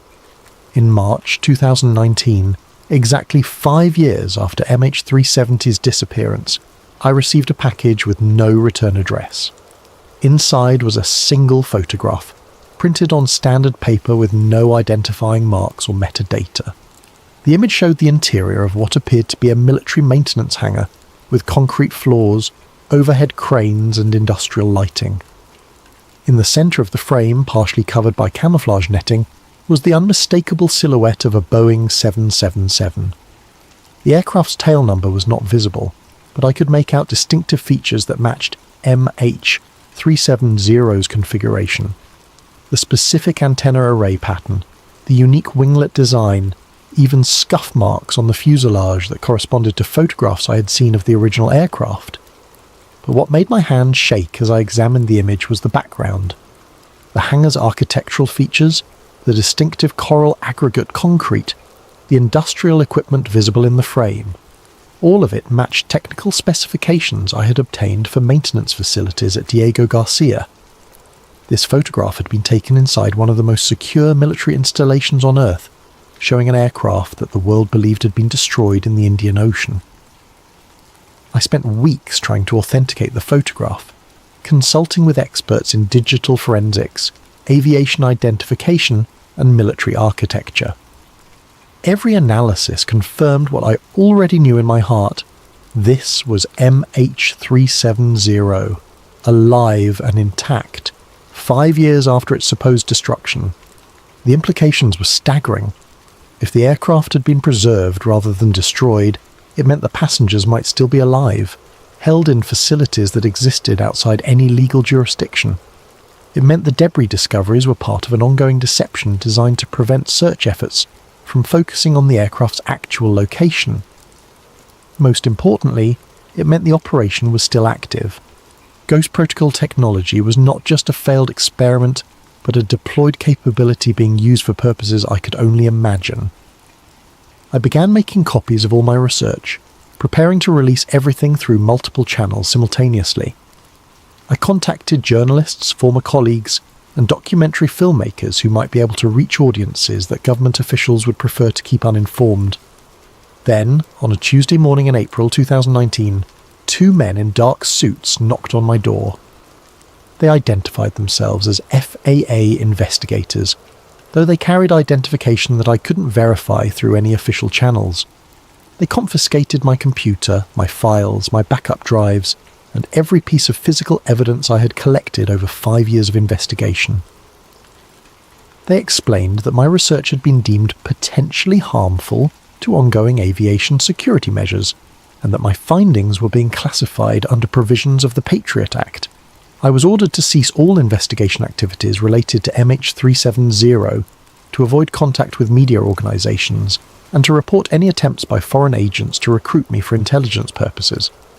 The men were polite but clear about the consequences of non-compliance, prosecution under the Espionage Act with penalties including life imprisonment. 3 days later, I found a small package in my mailbox. Inside was a single flash drive with a label written in block letters. 370 wasn't the first. The drive contained satellite images spanning the past decade, showing aircraft that had disappeared from civilian tracking systems in various regions around the world. Each image was time-stamped and tagged with coordinates that placed the aircraft at military facilities in remote locations, some in the Pacific, others in the Atlantic, several at installations I couldn't identify. But the most disturbing files on the drive were labelled with future dates, satellite images that appeared to show aircraft that hadn't disappeared yet, positioned at facilities that were still under construction. The operation that had claimed flight MH370 was not an isolated incident. It was part of a systematic program to disappear aircraft whenever strategic interest required it. Planes carrying inconvenient passengers, sensitive cargo, or simply flying routes that could serve as cover for military operations, all of them potential targets for Ghost Protocol deployment. As I write this, I don't know how long I have before the contents of that flash drive are discovered, or before my own disappearance becomes necessary to protect the secrets I've uncovered. But I know that the families of MH370's passengers deserve the truth, even if that truth is more terrible than the uncertainty they've endured for years. Flight MH370 didn't crash in the Indian Ocean. It was stolen by the most advanced intelligence apparatus in human history, using technology that makes aircraft vanish as completely as if they had never existed. The 239 people aboard that flight became the collateral damage in an operation designed to test capabilities that will be used again whenever the strategic calculus demands it. This silence corridor that swallowed MH370 is still active, still waiting for the next flight that carries passengers or cargo too valuable or too dangerous to reach its intended destination. In a world where aircraft can be made to disappear without leaving evidence, where debris can be manufactured and planted to support false narratives, where military technology can override the basic assumption that commercial aviation operates in civilian-controlled airspace, every flight is potentially vulnerable, every passenger is potentially expendable, the next time an aircraft vanishes without explanation, remember MH370. Remember that some disappearances are not accidents, but deliberate acts by organisations that operate beyond the reach of international law, public accountability or human conscience. And remember that in the silence corridor, the truth is whatever serves the interests of those who control the technology to make planes disappear. The sky is no longer safe. It never was. But now at least you know why.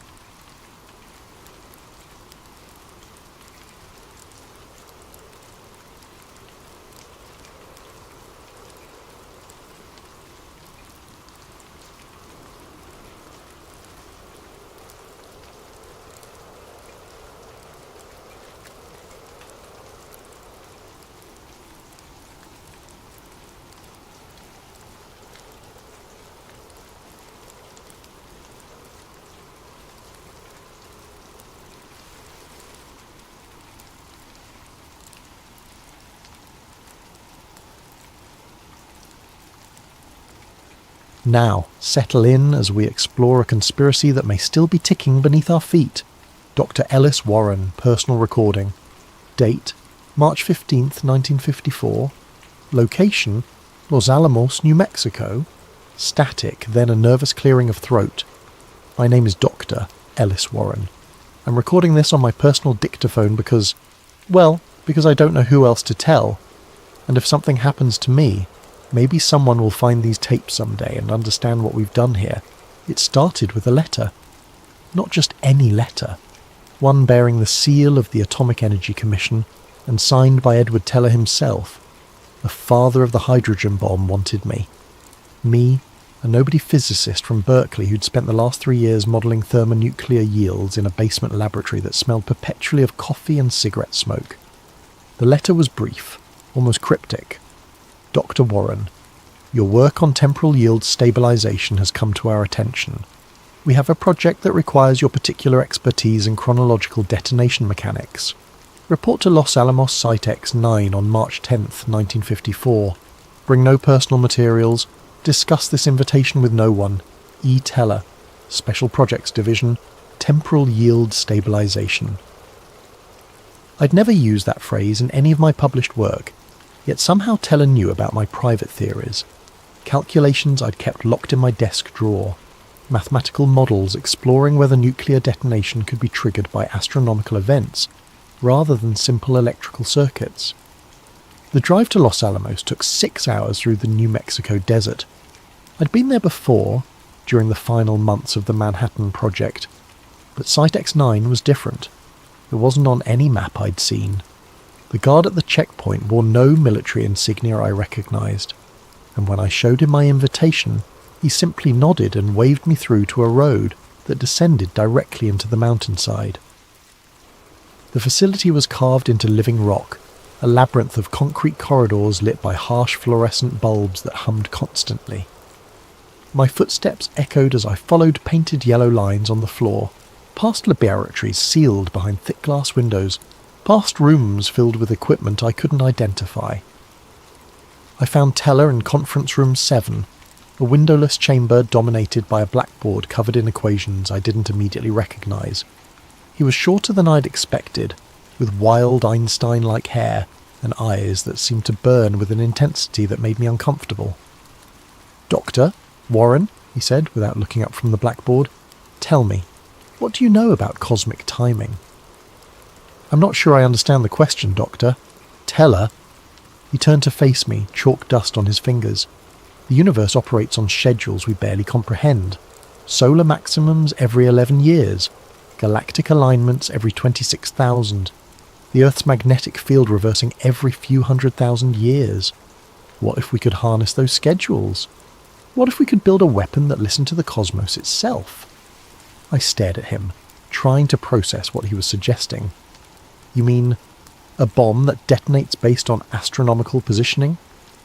"Precisely," he smiled, but there was something unsettling about his expression. "Imagine a weapon that requires no human intervention to activate. No codes, no keys, no possibility of being disarmed by enemy forces. A bomb that waits patiently for the universe itself to give the command." That's when the others entered the room. Ernest Lawrence, the Nobel Prize-winning physicist who'd invented the cyclotron. Dr. Carl Fuchs, whose work on fusion containment had advanced far beyond anything publicly acknowledged. And briefly, almost ghost-like in his presence, John von Neumann, the mathematician whose computer models had made the hydrogen bomb possible.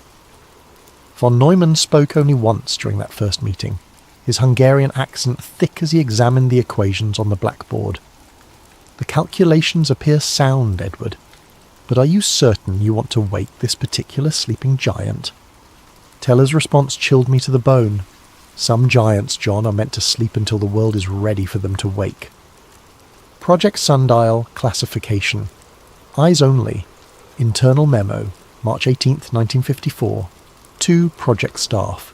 From E. Teller, project director. RE, operational parameters. Gentlemen, our work here represents the next evolution in nuclear deterrence. While our colleagues develop bigger bombs and faster delivery systems, we are developing something far more sophisticated: inevitability. Sundial 1 will be our first prototype. The device incorporates a plutonium fusion core with approximately 5 megaton yield, but its true innovation lies in its temporal detonation system. Rather than conventional timers or radio triggers, Sundial utilizes ephemeris calculations, astronomical positioning data to determine activation conditions. The theoretical advantages are significant. No electronic components that can be disabled by electromagnetic pulse. No communication systems that can be intercepted or jammed. No human operators who can be compromised or coerced. Activation occurs only when cosmic conditions align perfectly. Dr. Lawrence will oversee cyclotron particle feedback systems. Dr. Fuchs will handle containment and yield optimization. Dr. Warren will refine the temporal mechanics. Remember, this project does not exist. We are ghosts working with shadows. E. Teller. Dr. Ellis Warren. Personal recording. Date: April 3rd, 1954. Location: Los Alamos, Site X9. Sound of papers rustling, coffee cup being set down. I've been here 3 weeks now, and I'm starting to understand the true scope of what we're attempting. It's not just a bomb with an astronomical timer. It's something far more complex and terrifying. The device we're building doesn't just wait for cosmic alignments. It actively monitors them.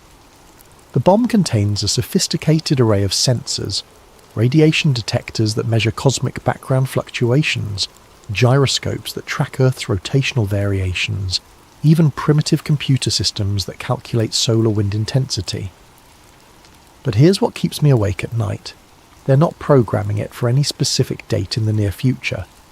The computer models I've seen all centre around the year 2026, specifically December 21st, 2026, the winter solstice, when solar maximum conditions align with what they're calling a galactic meridian crossing. I asked Teller why 2026, and his answer made my blood run cold, because that's when the universe will be listening most carefully. Ernest Lawrence grows more uncomfortable each day. Yesterday I found him in the cafeteria, staring at his coffee with the look of a man who'd seen something he couldn't unsee. "Ellis," he said when I sat down across from him, "do you ever think we're not building this weapon for our government?" "What do you mean?" "I mean, who benefits from a bomb that won't go off for 70 years? Not the politicians making decisions today, not the generals fighting today's wars." He leaned closer, lowering his voice. "What if we're building this for someone or something else entirely?" I wanted to dismiss his paranoia, but I couldn't, because I'd noticed something strange in the computer models. The targeting data wasn't focused on Soviet cities or military installations. The blast radius calculations centered on coordinates in the American Southwest, specifically areas of high geological activity. When I mentioned this to Dr. Fuchs, he just smiled that enigmatic smile of his and said, "Some weapons aren't meant to destroy enemies, Dr. Warren. Some weapons are meant to reshape geography." Sundial test log. Classification beyond top secret. Date: May 15th, 1954. Test subject: Sundial 1 prototype. Location: Underground Test Chamber 12. Yield: 0.5 kilotons, reduced scale. Temporal trigger: lunar apogee plus solar flare activity above 2.5 times 10 to the negative 4th watts per square metre. 1530. Initialization complete. All sensors active. Device monitoring cosmic conditions. 1545. First anomaly. Radiation detectors registering background fluctuations not present in any previous tests. Dr. Warren suggests the device may be listening to signals beyond our current understanding. 1612. Unexpected activation.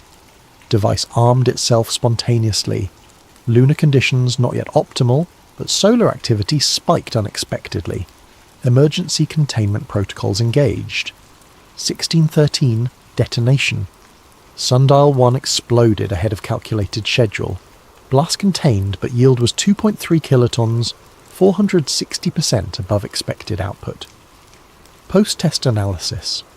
The device didn't wait for our programmed conditions. It appears to have detected astronomical factors we hadn't considered, possibly gravitational wave fluctuations or quantum field variations. Dr. Lawrence recommends discontinuing the project. Dr. Teller has ordered construction of Sundial 2. Note: test chamber will require 6 months decontamination. 3 technicians hospitalized with radiation sickness. Dr. Ellis Warren, personal recording, date June 8th, 1954. Location: Los Alamos, Site X9. Heavy breathing, sound of footsteps echoing in corridor. Something's wrong. Fundamentally, catastrophically wrong. Sundial 2 failed 3 days ago, but not in the way we expected. The device didn't explode, it vanished. One moment it was secured in test chamber 15, monitored by a dozen sensors and 3 backup camera systems. The next moment, the chamber was empty except for a circular patch of fused sand where the bomb had been sitting. The official report claims spontaneous atomic dissolution due to temporal feedback loops, but I was monitoring the cosmic sensors when it happened. In the seconds before Sundial 2 disappeared, every astronomical detector in the facility registered readings that shouldn't have been possible. Gravitational fluctuations equivalent to a stellar collision, electromagnetic pulses that briefly overwhelmed our instruments, and strangest of all, our atomic clocks, synchronized to within nanoseconds, suddenly showed different times. For exactly 17 seconds, time itself seemed to fragment inside that test chamber. Teller was ecstatic. "Do you understand what this means?" he asked me, pacing back and forth in front of the now empty chamber. "We've built a weapon that doesn't just use cosmic forces, it communicates with them. Sundial 2 didn't malfunction. It was recalled." "Recalled by whom?" I asked. "By when," he corrected. "The device has gone forward in time to its designated activation date. It's waiting for us in 2026. I think Edward Teller has lost his mind, but the terrifying possibility is that he might be right." Ernest Lawrence submitted his resignation yesterday. Before he left, he pulled me aside in the parking lot and whispered, "Ellis, if you have any sense left, you'll run. Whatever they're building with Sundial 3, it's not a weapon. It's a doorway, and some doors should never be opened." I should have listened to him. God help me, I should have run. Personal Journal, Dr. Ellis Warren. Date, July 20th, 1954. I found the shipping manifest today, hidden in Teller's office, filed under innocuous headings like geological survey equipment and seismic monitoring devices. But the weight specifications, the radiation shielding requirements, the special handling instructions, they all match Sundial 3. The bomb wasn't dismantled, it was deployed. According to the transportation logs, Sundial 3 was moved on July 15th to coordinates 33.3758 degrees north, 105.6890 degrees west, deep in the Capitan Mountains of New Mexico. The installation team described it as a permanent monitoring station for long-term atmospheric research. But I've run those coordinates through topographical surveys. The location is 7,200 feet above sea level, accessible only by a single mountain road that conveniently washes out every winter. It's surrounded by iron-rich rock formations that would naturally shield electromagnetic signatures, and it's positioned at the exact centre of a geological formation that, if subjected to significant seismic activity, would create a chain reaction affecting fault lines from Arizona to Texas. The activation date is still December 21st, 2026, solar maximum, winter solstice, and according to astronomical projections I've calculated and recalculated, the cosmic conditions on that date will be unlike anything seen in recorded history. I confronted Teller about this yesterday. His response terrifies me more than anything I witnessed during the Manhattan Project. "Ellis," he said, looking at me with those burning eyes, "what if the Cold War isn't the real war? What if everything we've done, every bomb we've built, every secret we've kept, is just preparation for something bigger? What if 2026 isn't when our weapon activates, but when we need it to activate? Need it for what? For when they come back?" He wouldn't explain what he meant by they, but he handed me a folder containing astronomical data dating back to 1908, the year of the Tunguska event in Siberia, the year something exploded in the Russian wilderness, with the force of 1,000 atomic bombs, flattening 80 million trees across 2,000 square kilometres, yet leaving no crater and no radioactive residue. The folder also contained reports of similar unexplained phenomena, the 1561 celestial phenomenon over Nuremberg, Germany, where witnesses described aerial battles in the sky, the 1897 airship wave across the United States, when thousands of people reported structured craft in the skies, decades before human flight was achieved, the 1942 Battle of Los Angeles, when military forces fired upon unidentified aircraft that seemed impervious to anti-aircraft shells. Every 70 to 80 years, Teller said quietly, they come back to check on us, to see how we're progressing. 1908, then nothing until the 1940s when we started splitting atoms.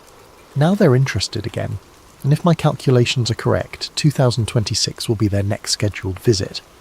I asked him who they were, but he just smiled that unsettling smile and said, "The same ones who taught us to split the atom in the first place." Dr. Ellis Warren, personal recording. Date, August 5th, 1954. Location, unknown, static and distortion throughout. Sound quality very poor, frequent interruptions. Can't stay long, they're watching me now. Black sedans parked outside my apartment. Phone calls that disconnect when I answer. My mail is being opened and resealed. I tried to contact J. Edgar Hoover through a Berkeley colleague who has FBI connections. Managed to get a message through about Sundial and the 2026 activation date. 3 days later, my security clearance was suspended pending psychological evaluation for paranoid ideation and conspiracy-focused delusions. The irony is suffocating. I'm being declared mentally unstable for reporting an actual conspiracy, but I've made copies of everything. Documents, photographs, audio recordings, technical specifications. I've hidden them in multiple locations, including a safety deposit box in Santa Fe and a buried cache in the desert near Roswell. If something happens to me, maybe someday someone will piece together the truth. Sundial 3 is out there, buried in the Capitan Mountains, waiting for the universe to whisper the correct activation code. It's not a weapon designed to win a war. It's a weapon designed to prevent one, or maybe to start one that hasn't begun yet. I keep thinking about what Teller said. Some weapons aren't made to be used. They're made to be found. What if Sundial isn't our weapon at all? What if we built it for someone else? Something else? Long pause, sound of papers being shuffled. I've done the calculations again and again. December the 21st, 2026, 9:16 AM Mountain Standard Time, when the winter solstice aligns with solar maximum conditions and a rare galactic meridian crossing. If my models are correct, the cosmic radiation flux at that moment will be sufficient to activate any astronomical trigger system within a 1,000-mile radius. But here's what terrifies me most. That date isn't randomly chosen. It appears in astronomical texts dating back centuries. Mayan calendars, Egyptian star charts, even medieval European manuscripts describe that exact date as significant. As if civilizations throughout history knew something was scheduled to happen on December 21st, 2026. What if we didn't invent Sundial? What if we discovered it? Recording cuts to static. FBI internal memo, classification top secret. Date, August 12th, 1954. To Director J. Edgar Hoover. From Agent Marcus Cole, Los Alamos Liaison. R.E. Dr. Ellis Warren, Security Assessment. Sir, per your request, I have completed psychological evaluation of Dr. Ellis Warren regarding his recent allegations concerning Project Sundial and potential national security threats. Assessment. Dr. Warren exhibits classic symptoms of paranoid ideation combined with technical delusions of grandeur. His claims regarding cosmic weapons and astronomical triggers appear to be fantasy constructs designed to elevate his perceived importance within the scientific community. Recommendation: immediate termination of security clearance and reassignment to non-sensitive research positions. Dr. Warren poses no credible threat to national security, but should be monitored for potential public disclosure of classified information, even if distorted by his psychological condition.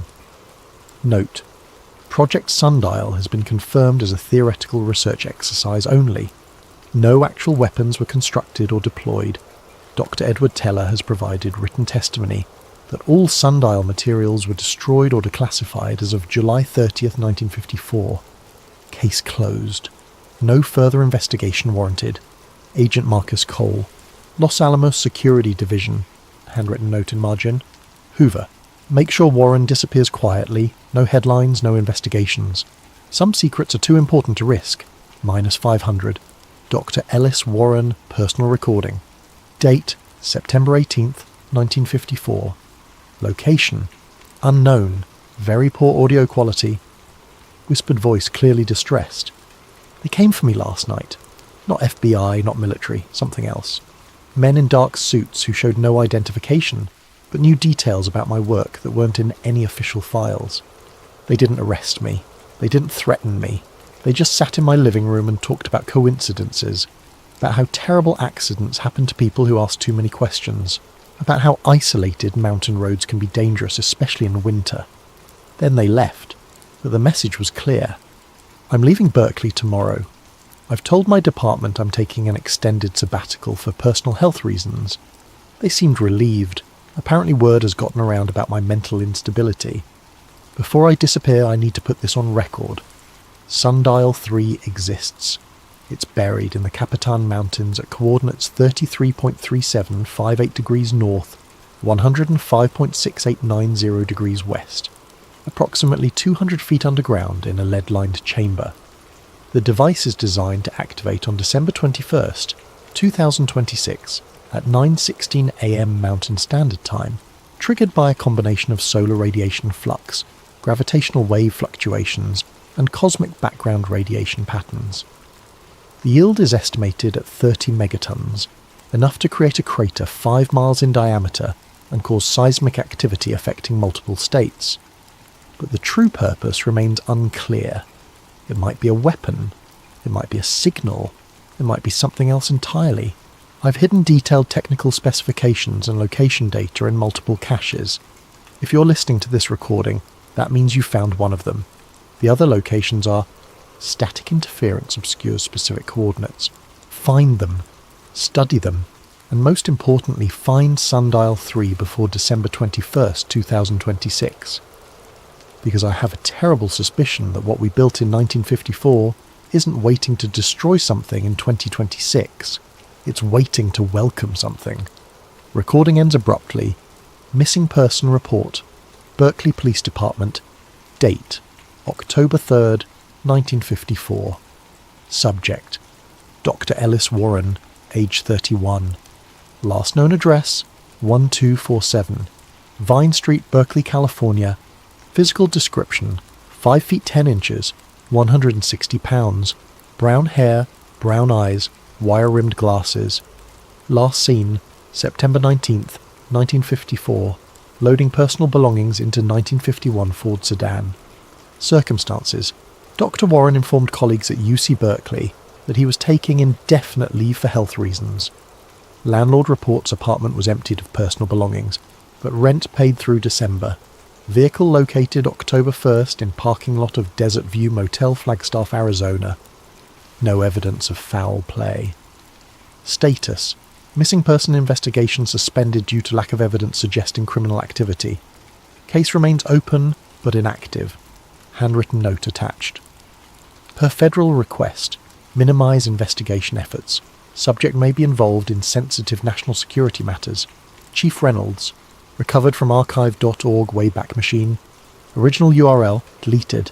Date posted March 15th, 2025. Username Desert Ghost 1954. Account deleted. Forum Classified Documents Research Board. Site permanently offline. Subject: the Sundial Files. What they don't want you to know. I found something. Something that's been buried for 70 years. My grandfather was a janitor at Los Alamos in the 1950s. After he died last year, I was cleaning out his house and found a metal box hidden under the floorboards.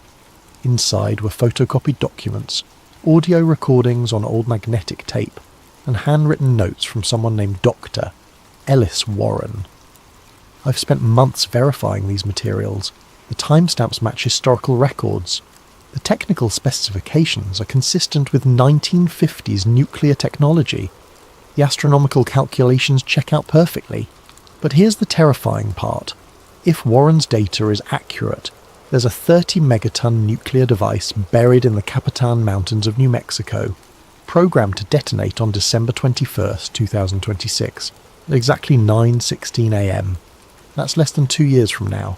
I've uploaded digital copies of all the documents, links removed. The location coordinates are 33.3758 degrees north, 105.6890 degrees west. Someone needs to investigate this before it's too late. The government has been covering this up for 7 decades. How many other theoretical weapons are actually sitting out there, waiting for their cosmic alarm clocks to go off? Update. Seismic monitoring stations in New Mexico have been registering unusual activity in the Capitan Range. Low-frequency pulses occurring every 72 hours, as if something underground is breathing. Update 2. I'm being followed. Black SUVs with government plates. If something happens to me, remember the coordinates. 33.3758 degrees north, 105.6890 degrees west. Update 3. They found me. Final post timestamp March 15th, 2025, 11:47 p.m. Account deleted March 16th, 2025, 12:03 a.m. All linked files removed March 16th, 2025, 12:03 a.m. Forum thread archived and deleted March 16th, 2025, 12:16 a.m. U.S. Geological Survey Seismic Monitoring Division. Date December 1st, 2025. Subject Unusual seismic activity, Capitan Mountains, New Mexico. Classification Unclassified, declassified under FOIA. Request number 2025-0847. Dear FOIA requester, in response to your inquiry regarding seismic activity in the Capitan Mountains region of New Mexico, we can confirm the following. Between March 2025 and November 2025, USGS monitoring stations detected a series of low-frequency seismic events originating from approximately 33.37 degrees north, 105.69 degrees west, at a depth of 150 to 200 feet below surface level. These events occur with remarkable regularity, every 72 hours lasting approximately 12 seconds each, with magnitude readings between 1.2 and 1.8 on the Richter scale. The frequency and consistency of these events is unprecedented in our geological records. Analysis. The seismic signature does not match any known natural phenomena. The regularity suggests an artificial source, but no mining, construction, or industrial activity has been reported in that area. Status. Investigation ongoing. Area has been declared off-limits to civilian access pending further geological survey. Note, several monitoring stations have reported electromagnetic anomalies occurring simultaneously with seismic events. Compass readings become erratic, and radio communications experience brief interruptions. Dr. Sarah Chen, Senior Seismologist, USGS Earthquake Hazards Program, handwritten note in margin. File copy to DHS and DOE. Something's down there and it's getting more active. -SC. Recovered from damaged recording device location. Found, Capitan Mountains, New Mexico. Date, found, December 20th, 2026. Audio. Quality, severely degraded. Sound of wind footsteps on rocky ground. Unknown voice, male, elderly. Can you see it from here? Unknown.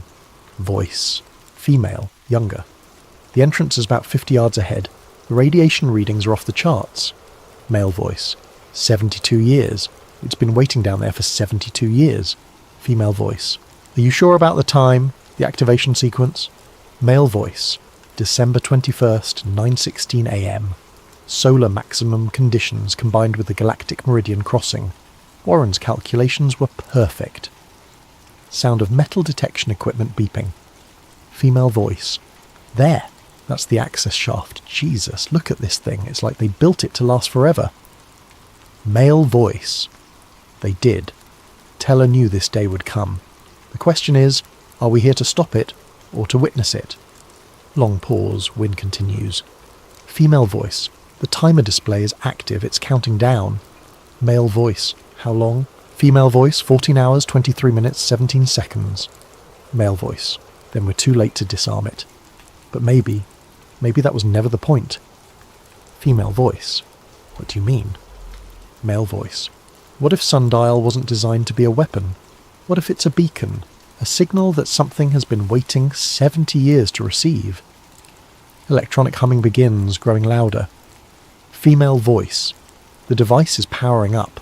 All the astronomical sensors are going active. Male voice. Look at the sky! Female voice. Oh my god! What are those lights? Male voice. The same lights people saw in 1908. The same ones they saw in 1942. They're here for the activation. Recording quality degrades severely. Female voice. We need to get out of here. Now. Male voice. Number. This is what Warren died trying to warn us about. Someone needs to witness this. Someone needs to record what happens when the universe finally answers the call.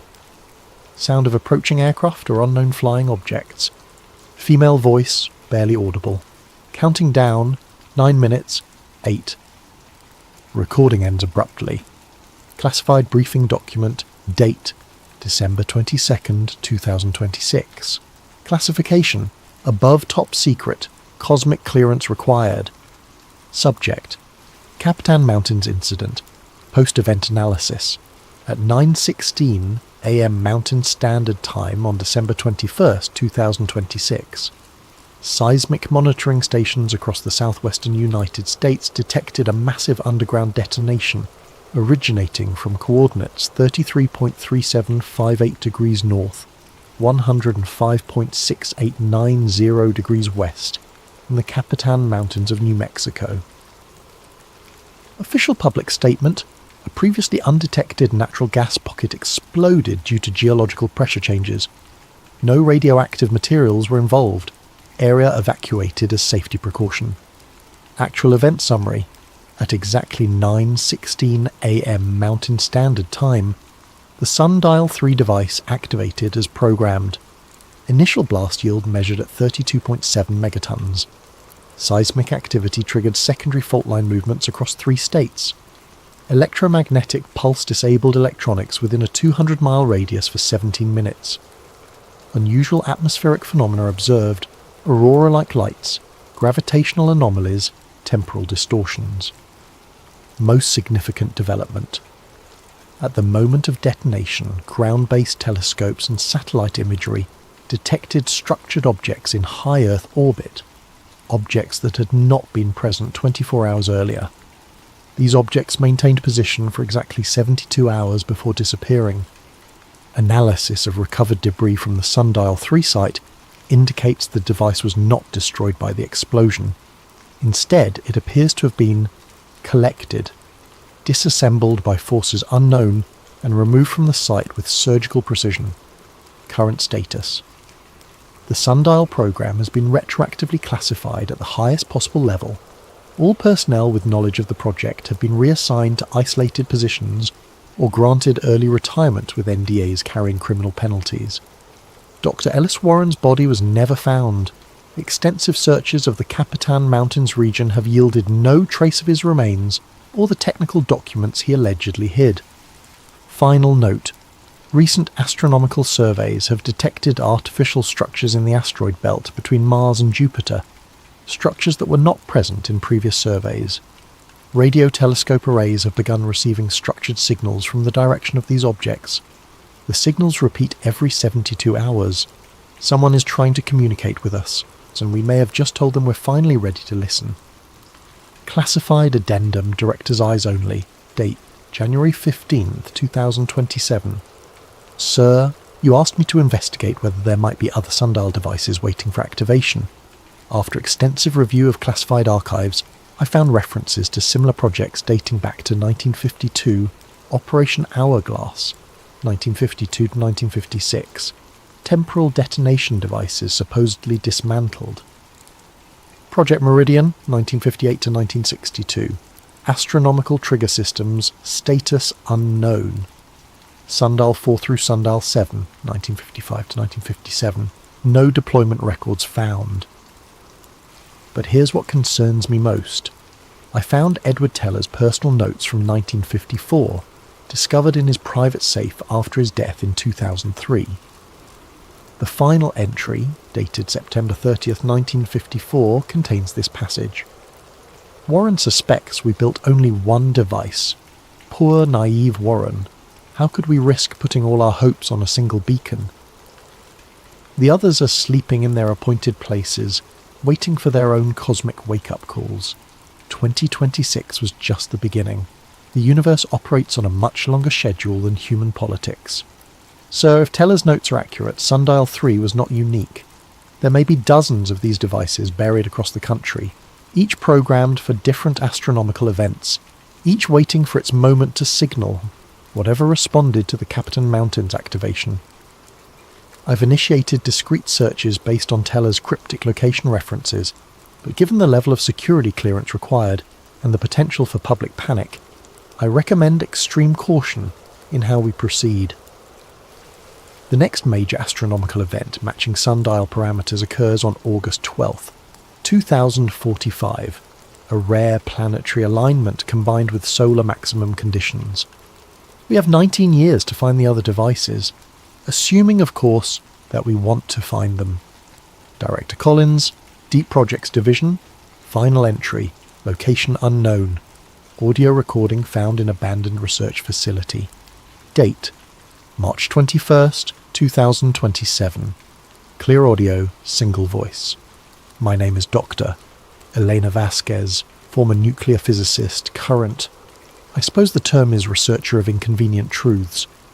If you're hearing this recording, it means you found the research facility we abandoned when the government decided our investigation into the Sundial program had become detrimental to national security. We've spent 3 months analysing the data recovered from the Capitan Mountains site. The blast crater wasn't created by a nuclear explosion. It was created by something being extracted from the Earth with incredible precision. The residual radiation patterns don't match any known atomic signatures. They're organised, structured, almost like a language written in gamma rays. But here's what the government doesn't want you to know. We found more sites. Using Teller's notes and Warren's hidden calculations, we've located 17 other buried installations across the American Southwest. Each one shows the same seismic signatures, regular pulses every 72 hours, increasing in intensity as their programmed activation dates approach. The next one goes off on August 12th, 2045, in the Nevada desert. Then September 23rd, 2051, in the Colorado Rockies. Then October 31st, 2057, in the Arizona Highlands. They're not weapons, they're not even really bombs, they're invitations. And something out there has been very patiently waiting for us to send them. Long pause, sound of papers being organised. I've documented everything we discovered. The mathematical models proving that each sundial device is positioned at locations of specific geological and electromagnetic significance. The evidence that these sites form a geometric pattern visible only from orbital altitude, a pattern that matches no known human design, but corresponds perfectly to star charts found in ancient civilizations. Most disturbing of all, we found Edward Teller's final recordings, hidden in a safety deposit box in Los Alamos. Recordings made just weeks before his death in 2003, when he was 95 years old and supposedly suffering from dementia. His voice was clear, his mind was sharp, and his words were terrifying. They came to me in 1952, you know, not in ships or lights in the sky. They came in dreams, in sudden inspirations, in mathematical equations that appeared fully formed in my mind. They showed me how to build the hydrogen bomb. They showed me how to build sundial. They've been guiding human technological development for centuries, waiting for us to develop the tools they need. The sundial devices aren't our weapons, they're theirs. Each one is a communication relay, a way for them to extend their influence when the cosmic conditions are right. 2026 was just the first contact. The real work begins when all 17 devices activate. By then, they won't need to hide anymore. By then they'll have what they came for. The recording ends there, but attached to it was a sealed envelope containing coordinates for something called Control Zero, a master facility built in 1953, supposedly destroyed in 1957, but according to Teller's notes, still operational and buried beneath Mount Wilson in California. We tried to reach Mount Wilson.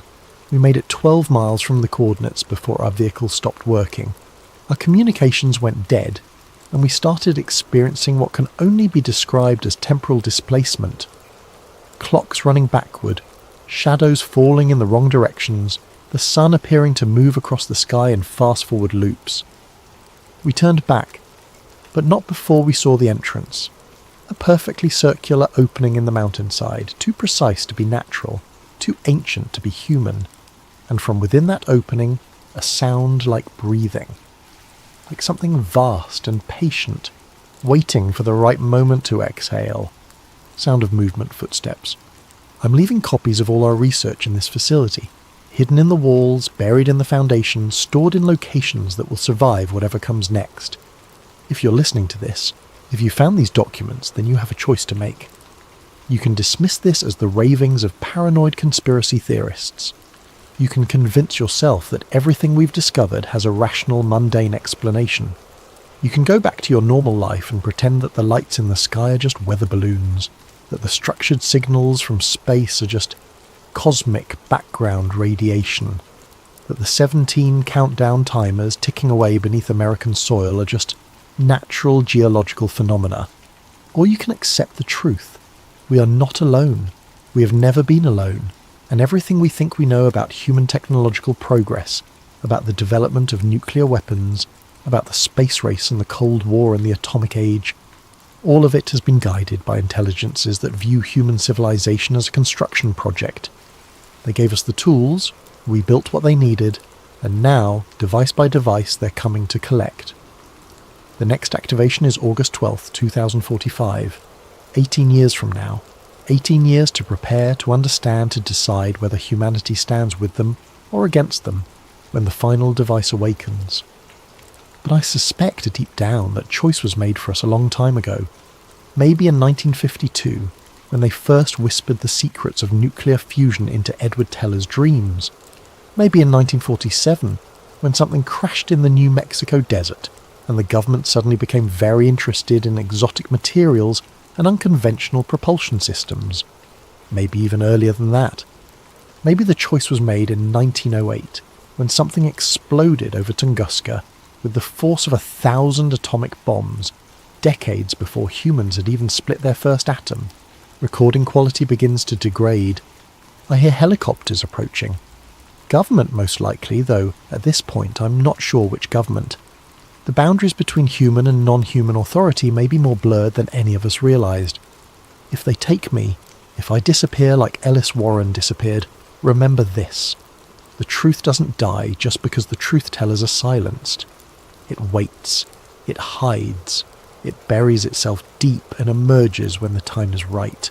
The sundial devices are still out there, still counting down, still broadcasting their patient signals to the stars. And something is still listening. Sound of rotors getting closer. December 21st, 2026 was not an ending, it was a beginning. Welcome to the future that Edward Teller built. Welcome to the world where the sky finally answers back. Recording ends as helicopters arrive overhead. Eyes only. Cosmic clearance required. Date, December 21st, 2027. 1 year after Capitan Mountains event. Memorandum for the President. Sir, as requested, this report summarises all known information regarding the Sundial program and its implications for national security. Current status, 16 additional Sundial devices remain active at undisclosed locations. Each device continues broadcasting structured signals at regular intervals. Radio telescope arrays worldwide have detected responsive signals from multiple points in the solar system. 3 separate research teams investigating Sundial have disappeared under circumstances that defy conventional explanation. Most recent development. On December 21st, 2027, exactly 1 year after the Capitan Mountains activation, every Sundial device simultaneously transmitted a coordinated signal lasting exactly 17 minutes and 16 seconds. The transmission was detected by observatories worldwide, but cannot be decoded using any known cryptographic methods. However, within hours of the transmission, we began receiving structured communications from objects in high Earth orbit. The messages are in perfect English, transmitted on frequencies used by our most sensitive intelligence-gathering satellites. The content of these messages is being analysed by a joint task force, including representatives from NASA, the Department of Defense, and agencies that officially do not exist. Sample message, received December 21st, 2027, 2116 GMT. Phase 1 integration successful, human technological development proceeding as modelled, ready to begin Phase 2 coordination protocols, recommend accelerated timeline for remaining activation sequences, current socio-political conditions optimal for transition. Sir, it is my professional assessment that the United States government, indeed human government in general, may no longer be the primary authority governing events on this planet. The Sundial program was not a weapons development project. It was an infrastructure installation carried out by human hands but designed by non-human intelligence. We have spent 70 years building a communication network for entities whose true nature and intentions remain unknown. Recommendation: immediate establishment of protocols for contact with non-human intelligence. Current evidence suggests such contact has already been established through channels unknown to elected leadership. The next sundial activation occurs in 18 years. Based on current trends, by that time the distinction between human and non-human technological capabilities may be academic. We built the devices that called them home. Now we must decide whether we can coexist with what answered our call. Respectfully submitted, Director James Morrison, Department of Cosmic Defense. Handwritten note in presidential letterhead. Jim, burn everything. Official policy. This never happened. Sundial is weather balloon research. Case closed. Some truths are too dangerous for democracy. POTUS, found carved into rock wall, Capitan Mountains, New Mexico. Date of discovery, December 21st, 2054. 27th anniversary of first contact. If you are reading this, then the final device is activated and you survived what came after. My name was Ellis Warren. I died in 1954, but death, it turns out, is not always permanent. They found me in the desert that October, just as I knew they would. But instead of silencing me, they offered me a choice: join them willingly, or watch humanity stumble blindly toward a future they were building with or without our consent. I chose to join them, not because I trusted them, but because someone needed to be on the inside, documenting what they really wanted, preparing humanity for what was coming. I have spent 70 years learning their true nature. They are not invaders. They are not conquerors. They are gardeners. Earth is not their first world, and humanity is not their first cultivation. Across the galaxy, they have guided the development of dozens of species, nudging them toward technological sophistication, teaching them to split atoms and reach for the stars, preparing them for the moment when they become useful. Useful for what? To build the infrastructure they need to move between worlds, to construct the communication networks that span star systems, to serve as the hands and minds that transform raw planets into something greater. The sundial devices were just the beginning. Every satellite we launched, every computer we built, every quantum processor we developed, all designed according to specifications they provided, all part of a vast machine whose true purpose we never understood. But now you know. Now, in 2054, as the final device awakens and their ships finally descend from the skies openly, you understand what we really built during humanity's brief age of atomic glory. We built the infrastructure for our own integration. Do not resist them. Resistance is futile not because they are too powerful, but because resistance makes no sense. You cannot resist becoming part of something you have always been part of. You cannot fight an invasion that happened generations before you were born. Instead, learn from them, work with them, and remember that every choice humanity makes from this point forward is still a choice, even if the options are more limited than we once believed. The universe is vast and strange and full of intelligence that predates human civilization by millions of years. We are not its masters, but we need not be its slaves. We can be its partners, if we are wise enough to accept what we have always been, children playing with tools we barely understand, guided by parents we never knew we had. The Sundial Directive is complete. Welcome to your real future. Dr. Ellis Warren, 1923 to 1954 to infinity. Final transmission. Broadcast simultaneously on all frequencies. December 21st, 2054, 9:16 AM GMT. 100 years after Project Sundial began. This is mission control. Not the mission control you know, but the one that has been guiding your species since you first looked up at the stars and wondered if you were alone. You were never alone. The integration is complete. All 17 sundial devices have fulfilled their purpose. The infrastructure is in place. The communication network spans from Earth to the edge of the solar system and beyond. Humanity has passed its final test. Welcome to the galactic community. Your real education begins now.